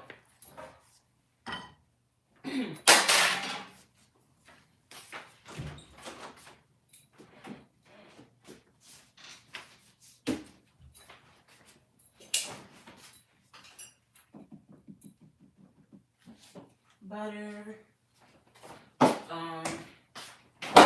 cheese. This can go back underneath the counter. Grits, salt and pepper. So salt and pepper's here and we're in the back. Want you to push it back. Cruising my days and at night, working up a sweat. Come on, girls, let's go show the guys that we know how to become #1 in the house. And you know how to do that. Push it. Push it. Push it. Push it. So salt and pepper's here.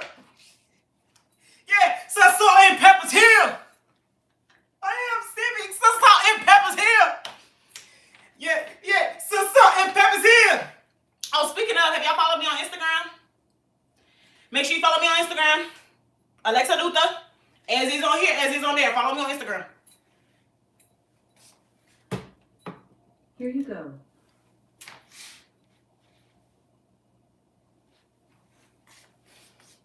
Ain't nobody asked for her.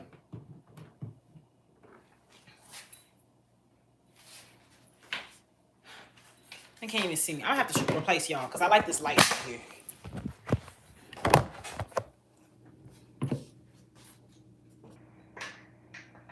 All right. Gotta record it for the gram. Gotta record it for the gram.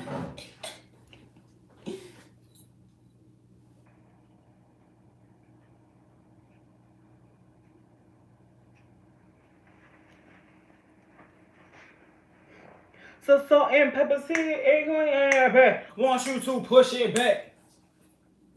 Cruising my days and at night. Working up a sweat. Come on, girls, let's go show the guys that we know how to become number one in the house. And you know how to it. Push it. Push it. Push it. Push it. Come on, girls, let's go show the guys that we know how to become number one in the house. And you know how to it. Push it. Push it. Push it. Cruising my days and at night. Working up a sweat. Come on, girls, let's go show the guys that we know how to become number one in the house. And you know how to it. Push it. Push it. Push it. Cruising my days and at night. Working up a sweat. Come on, girls, let's go show the guys that we know how to become number one in the house. And you know how to it. Push it. Push it. Push it. Cruising my days and at night.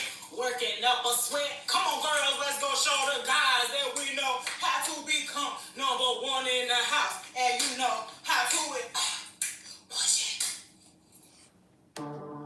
All right, I'm done. Let's cook. Oh, wait. Somebody sent gifts.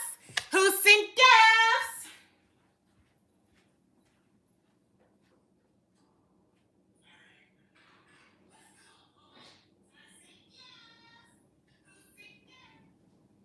Thank you, Kai.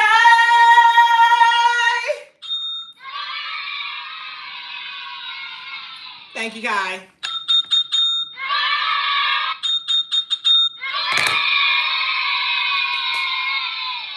I low-key want more pics of myself.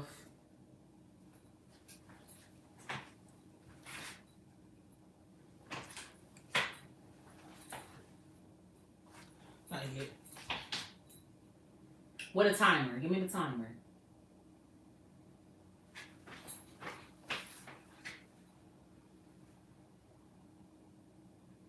That's so plain. I gotta do a different one. That's so plain.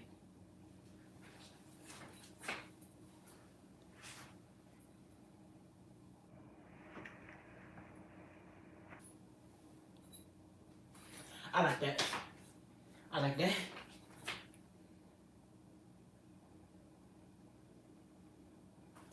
All right. Now let's cook. Let's cook. And we hit 50 motherfucking likes in this motherfucker. We getting litty in this motherfucker. We making bacon in this motherfucker. We getting gritty in this motherfucker. That's what I want to see.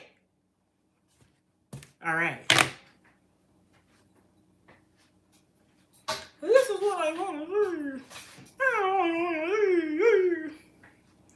What do I play on here?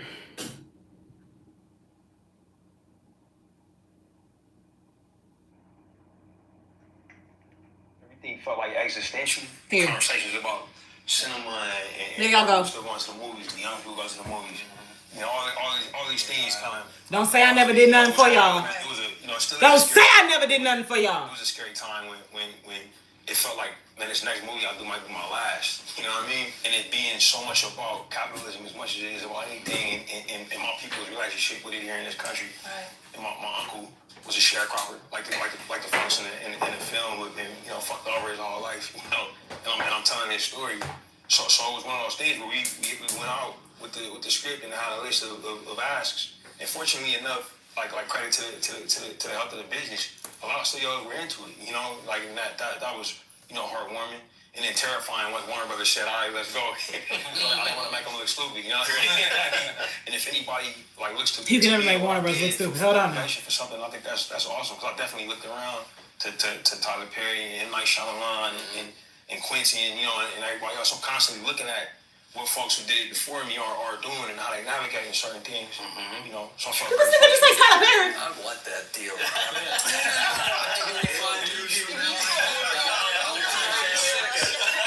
Like, please.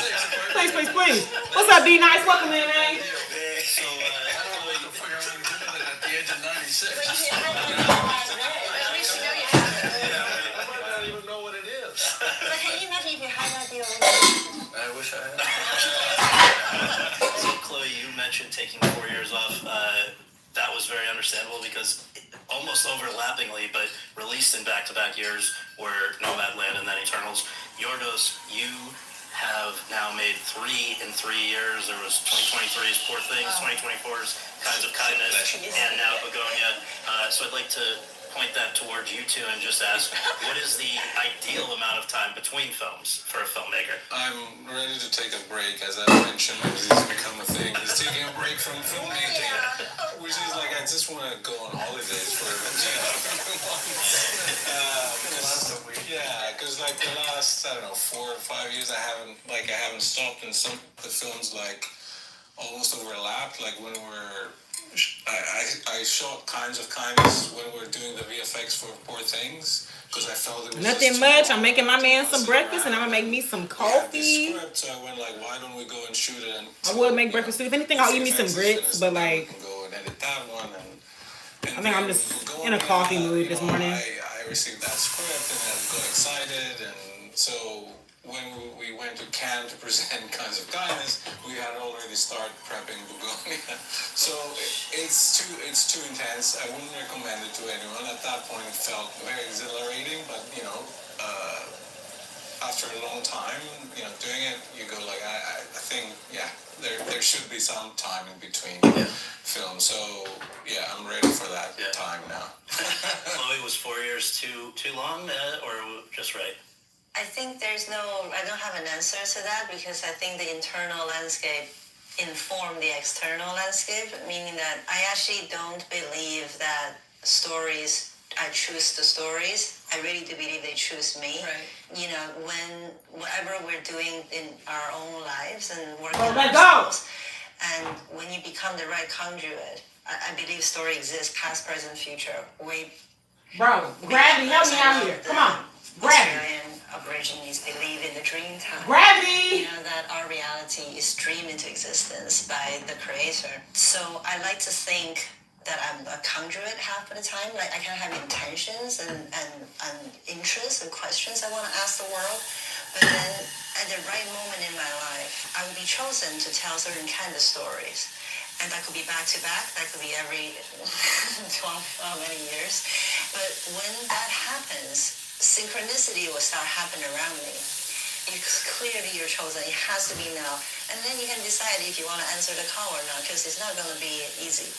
And so that's only until it gets to that point, I will leave. Do you find that there's a sense of it being received while you're making a film, that the film's telling you what it's supposed to be? I've sort of gotten to that place, especially on this last film, where I felt like it wasn't me imposing my will on the story. I can see that when having seen the film. And Catherine, you seem to relate to that? Yeah, no. I think what Chloe was saying about the film, the stories find you, you know, and then you're kind of capable of not doing it.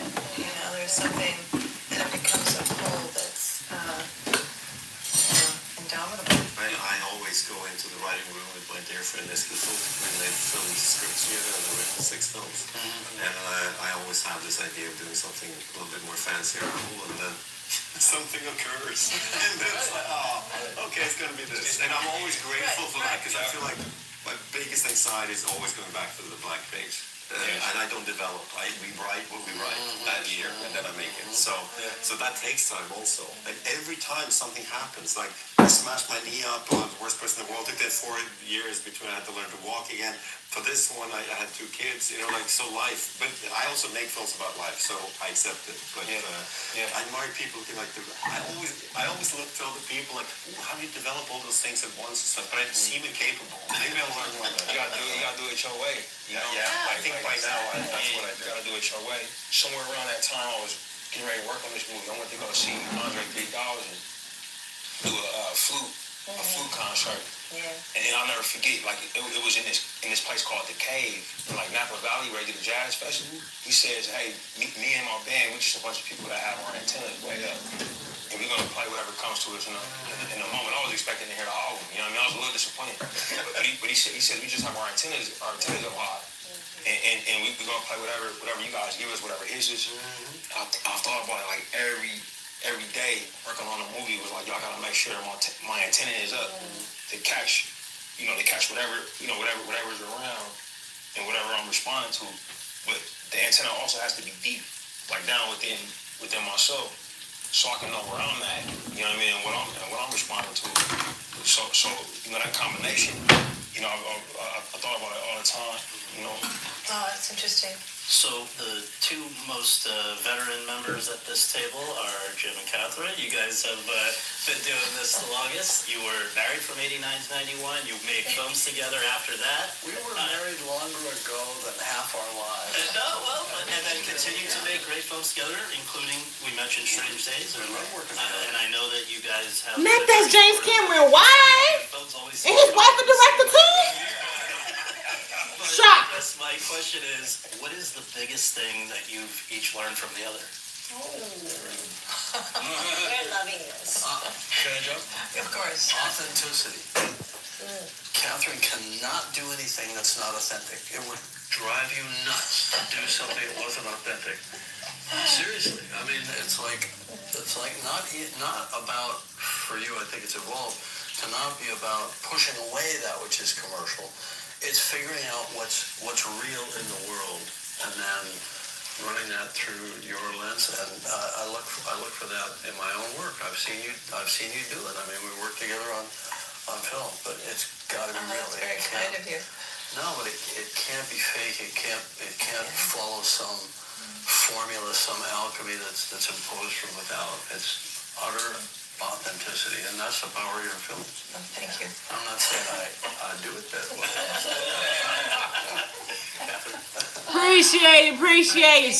Appreciate you. I'm making bacon and grits for my niece. Possibly can. I mean, that really comes from Jim. Just a reach that seems both improbable and impossible. Have to, the farmer fit. Gotta be aesthetic. Doable. You do it. Okay, so our last minute here. What is the most misunderstood film in your filmography that you would like people to go back and watch again? I think I heard you talk about yours, Joachim. What would it be? It would probably be the film I'm terribly proud of. Yes. It's called Louder Than Bombs. Yes. That I think I have, I was working with Devin Druid, Jesse Eisenberg, Isabella Pear, and Gabriel Byrne, and I was doing a dream project about family, deeply personal, and it came after also August 31st, and I think people wanted me to do a repeat of that. And that kind of, and you remember that year at Cannes, we were there together, and we'd both done films in English language, and they were giving us hell about it. Do you remember this? Which one? You don't remember? So we met at some party. We were talking about it was Sorrentino, you and me were both. We were all doing English language. It became a thing, and I think we were a little bit hurt by it. Maybe not as much as me. Anyway, I'll get off my soapbox by saying I'm very proud of that film. I would say, Oh, and you love the fit. Thank you so much. I would say Detroit. I don't know. And it was such an important piece to me, anyway. And this horrible tragedy. And I don't know. I just think that was kind of misunderstood. Yeah. People should take another look at Detroit for sure.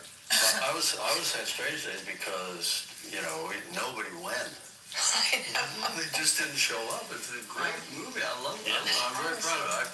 I produced it and co-wrote it, Straight up. Catherine directed it, and it's Yeah. That's the one people always bring up. I So wanna you say, see no. yeah. Strange Days is what everybody brings up. When I'm with Angela, whenever your name would come up. Angela's like, so phenomenal. yeah, everybody brings up. Yeah, Strange. Mine is the most easy answer, Eternals. You know, I'm always learning. Girl, ain't nobody finna try to understand Eternals. That shit trash, Chloe. That's perfect. Talking about something that what's the most misunderstood. And then The shit was trash, Chloe. You got trash material. You made a trash movie. better. So I've learned a lot, but I do feel that it was very much, for me, about the pantheons of gods, immortals, discussing the nature of humanity, and it was something like a Greek play, and I really wanted to talk about that. And there's a lot of passion, deep love for the film, but that won't say more because what I always get misunderstood. So. Okay, last thing, and I will note, Charlie XCX declared that this past year there was Joachim Trier Summer, right? This was hyping up this great filmmaker. Who is an up-and-coming filmmaker who you really admire, and not at this table, somebody who you really similarly believe in and want to give a shout-out to? Joachim, as the namesake of this, you go first, please. She did mention a couple of other directors too. Yes. PTA amongst others, so I think he's a genius. Yes. But okay, there's a Norwegian director called Dag Johan Haugerud who won the Golden Bear this year. So he's not a newcomer. He's made films longer than I have, and the world's discovering him at the moment. And he's made great films. I don't move in the festival circuit. I don't see people when they're just breaking. You know, I mean, I used to. I mean, I remember when David Lynch showed up with Blue Velvet. I mean, not lately. Okay, Somebody else. we'll go to Ryan. I got Bruce Ryan. Yes. You can't call him a newcomer. Yeah, we can say somebody that deserves more attention than they're getting. Yeah, you know, we from the same area. Like I run into him getting coffee or how you. But he kind of got a sensei vibe. He's just an incredible storyteller and got a very deep point of view. So I think I'll shout Bruce out. Yeah, I mean, I'm having trouble thinking newcomer, but like, I always think like someone who's now a very good friend, Kelly Reichardt, her films don't get the attention I think that they deserve. You know, I don't know the reason they feel, I guess, they might be too subtle, which is why they're so beautiful and fragile. And you know, and there's other, like Alita Rohrwacher, I love. Y'all see these motherfucking grits popping. Or Lucrecia Martel. I'm thinking of these women that, you know, make incredible Oh my films. God. And they don't get the attention They that popping. we get, I guess. I would just say Happy as Lázaro is one of the best films I've ever seen. Well, on behalf of the Hollywood Reporter and everybody watching, thank you guys all so much for making the time to do this and for these terrific films that we've been talking about. Really appreciate it. Thank you. Thank you. Thank you.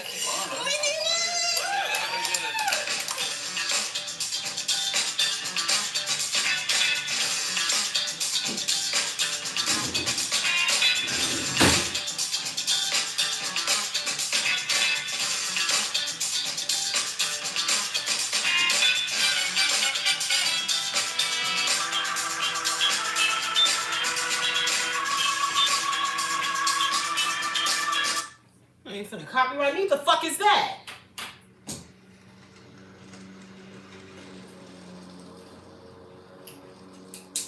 So his bacon is done. I'm actively stirring the grits. I wish I had some freaking cream. All I have is half and half.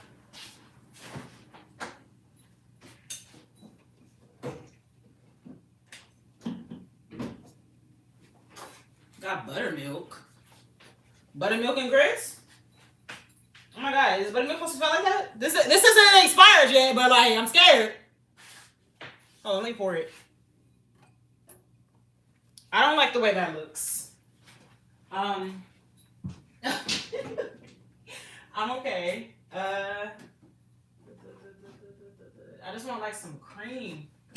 Only thing I have is half and half, and I only have a little bit of that. So I'm using it. My chocolate, but I'll make it do what it do.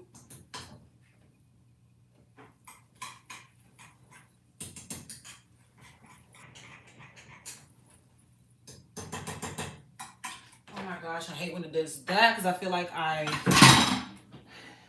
stopped the fire too fast. It's like it's chunky. But I think that's purely if the ratio of water to grit was very different. I like my grits to be real runny. Get in there. It's soaking it up. Yeah, that's what I like. To each his own with the grit. But I like my grit to be a little thick like a pudding.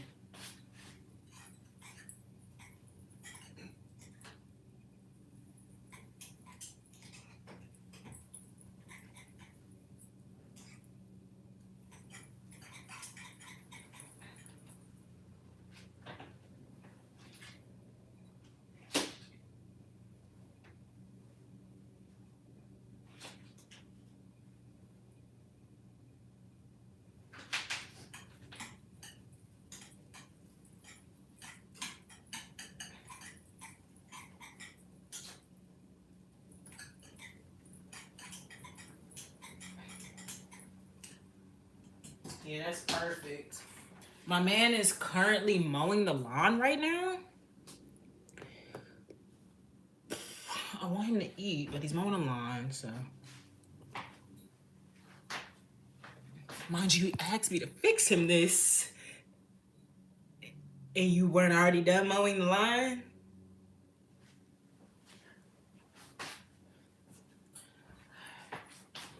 I don't like I'm actually, y'all see me, I'm getting like jittery because I don't like serving my food cold. Like I made sure it was hot. Oh, like I'm getting irritated.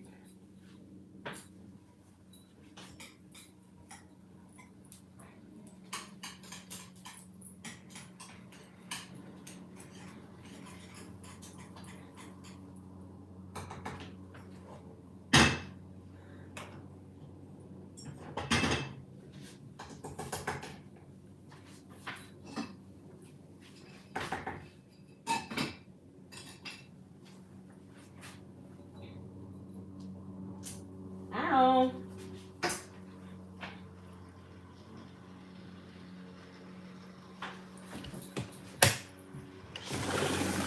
Your breakfast is ready.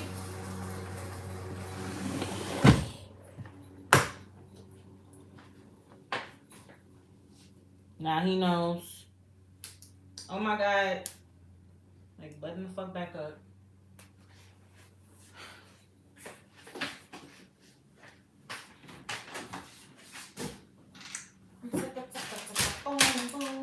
Oh, I think we also have some sliced jalapenos too. I love some jalapeno cheesy grits. How about y'all? That's like the most Texas thing I could ever do. Jalapeno cheesy grits. Very Tejas of me. Texicano.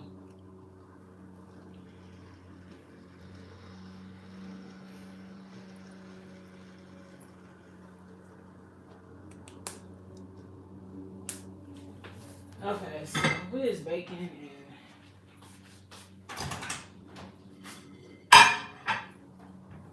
Microwave. I hate doing dishes, so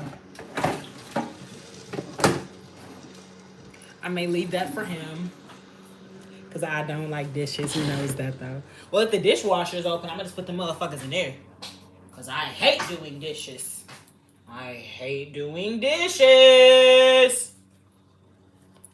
Oh.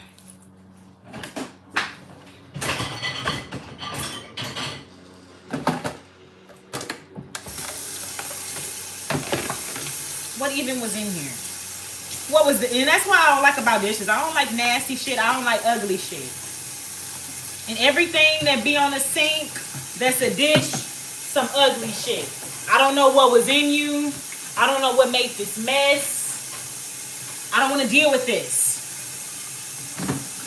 And it's fucking wet. Like, fucking wet and soggy. There, I've done my due diligence. Ain't getting shit more out of me. Make my coffee and eat my damn cheesy jalapeno grease. Shit. Now shit. Keep all that right there. Mm-hmm. You said you were gonna be the love of my life. You said you were gonna love me for all times.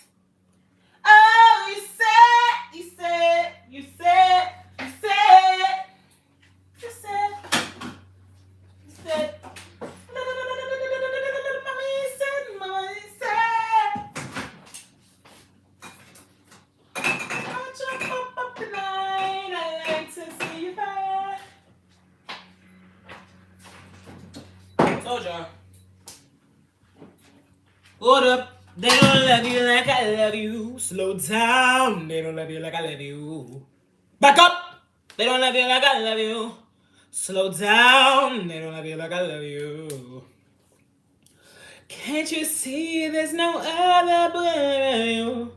But I treat you. Hold up. They don't love you like I love you. Slow down. They don't love you like I love you.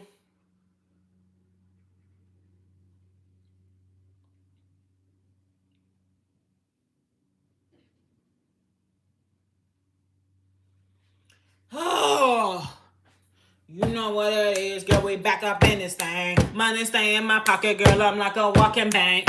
Tell me what you drink. Tell me what you think. If I go get these bottles, we got alcohol and sing. Yeah, yeah. Cause I got what you want and you're not gonna hear, yeah. You know what you want, what you body, yeah, yeah.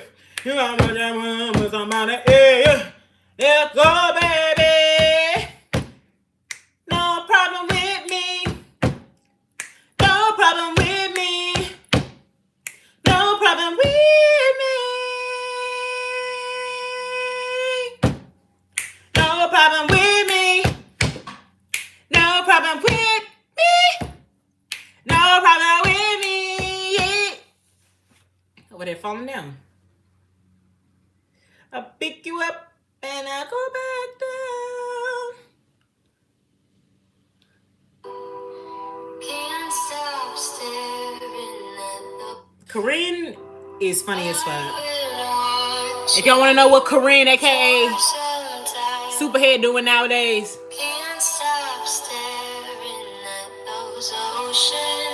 she's in her car listening to Billie Eilish.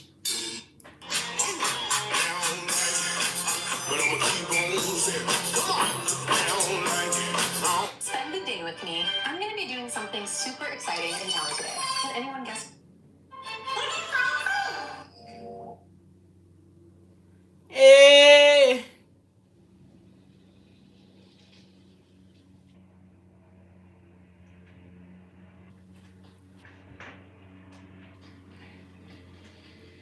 I'm trying to figure out like a little video for myself because I want to make my coffee. Woo, woo, woo, woo, woo, woo, woo, woo, woo. Woo, woo, woo, woo, woo, woo, woo, woo. Woo, woo, woo, woo, woo, woo.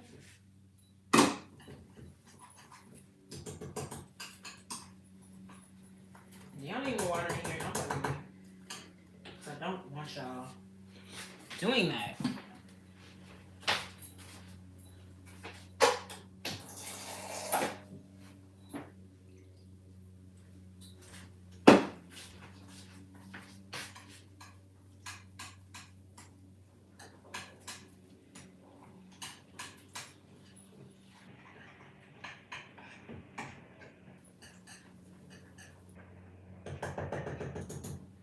And we go round, round, round, round. It's hard to say the money when you never have money. And then we can make a smash.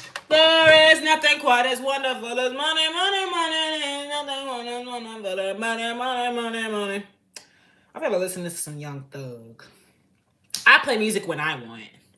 Y'all request songs, you gotta pay. I'm just letting y'all know before it's a, oh my gosh, Alexa, but I wanted to listen to this. You said that we couldn't listen to it on live because the live could take it out. Yeah.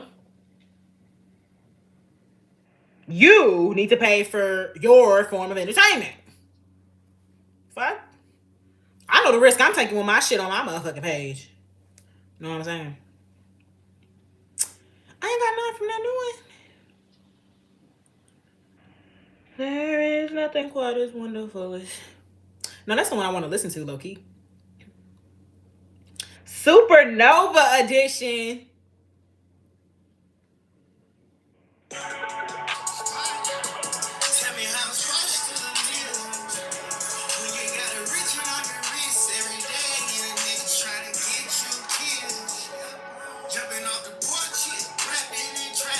Okay, that ain't what I wanted to listen to right now, though. I wanted to my money song.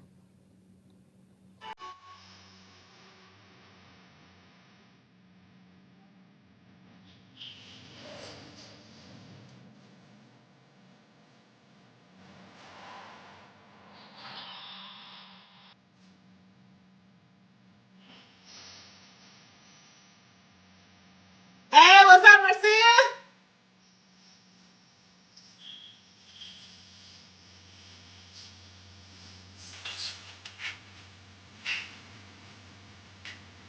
Thank you, thank you.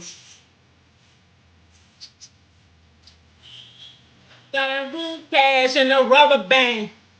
Maddie, she and Bobby Land.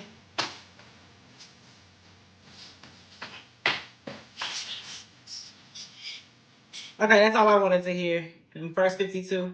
And now I want to hear that song he got with T.I. That's my shit right there.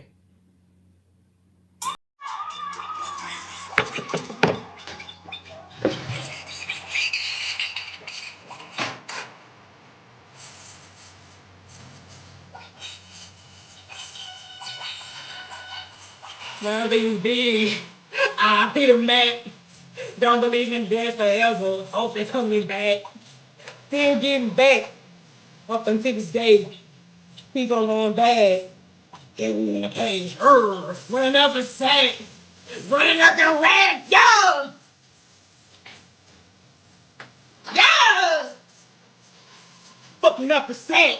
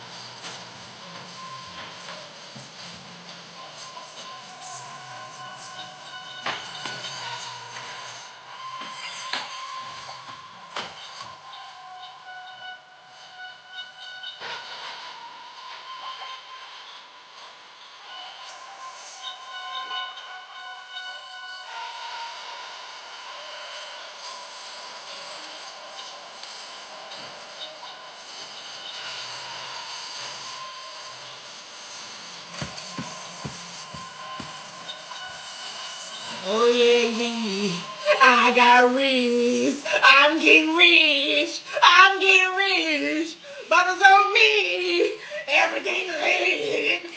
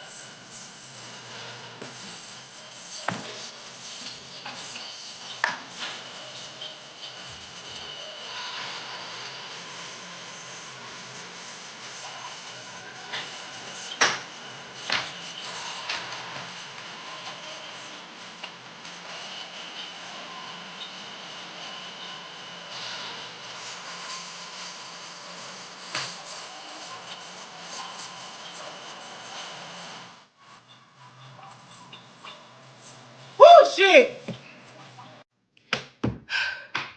That's worth the copyright. I got rich. I'm getting rich. I'm getting rich. I'm getting rich.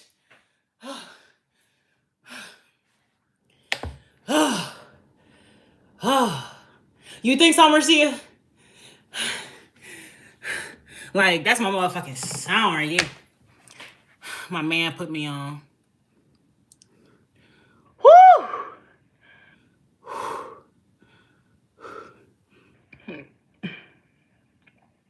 Another song on here with Travis Scott. I'm gonna play that one. It's like a Christmas song, but it's a rap song.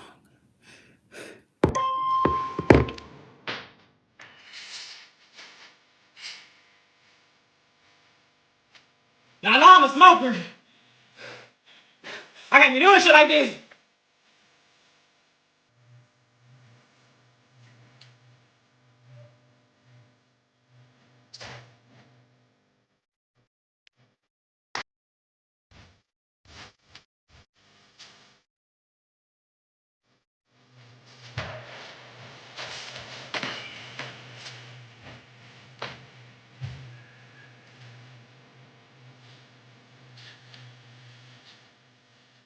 I hate that shit.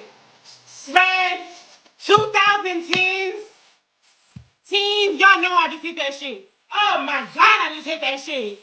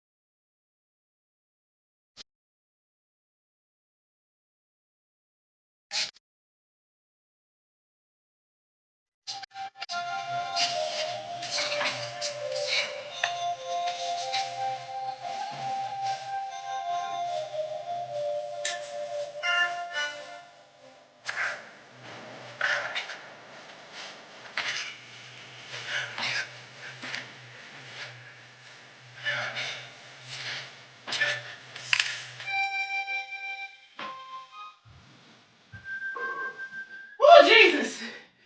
Woo! I got these overalls off. Woo! Y'all see me sweating?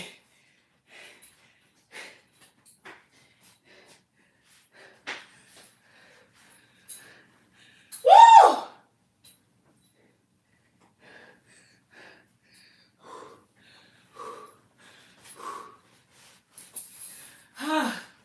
Oh, man.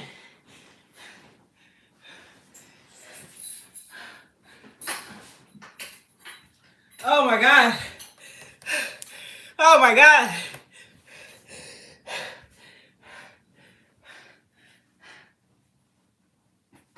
Oh, Jesus.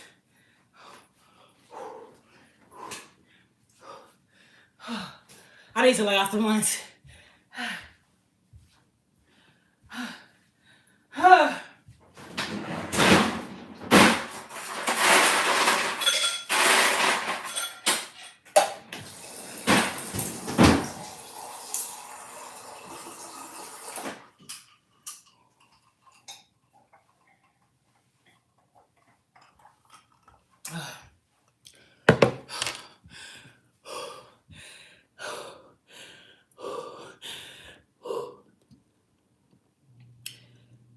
Are y'all serious?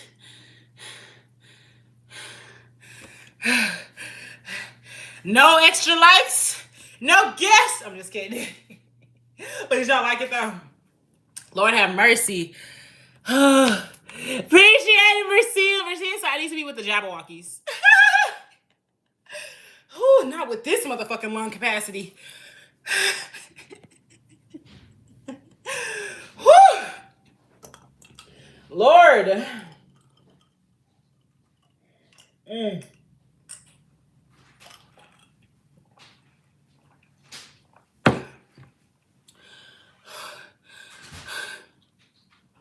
That was more tiring than it needed to be. I need to take off my socks too. Like, I'm hot.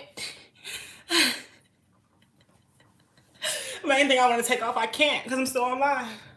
These freaking pants.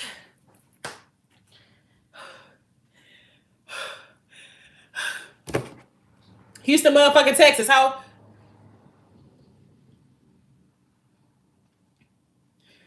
Jesus, I need to watch that back. I need to see how I looked.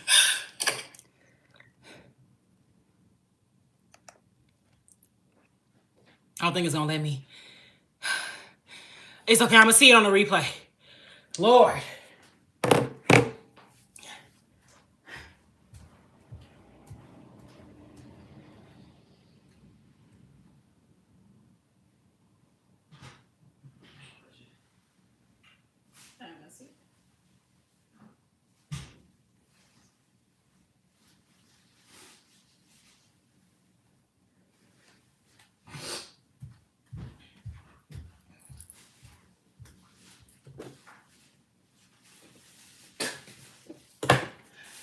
Jesus Christ, y'all.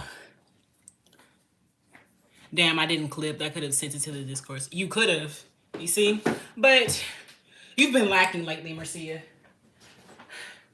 That's just your bacon. We only had 2 pieces that were already defrosted. And you can fix it. Great. Oh. Jesus, y'all.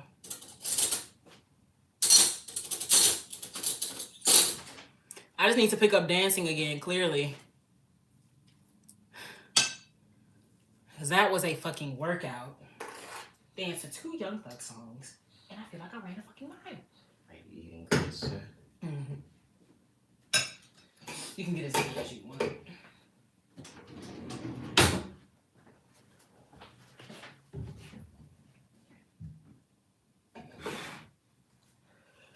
Whew, y'all. That's the perfect way to end it, because I have no more energy to expunge. Y'all took it all from me. Someone keeps putting the salt in a different The salt is right there.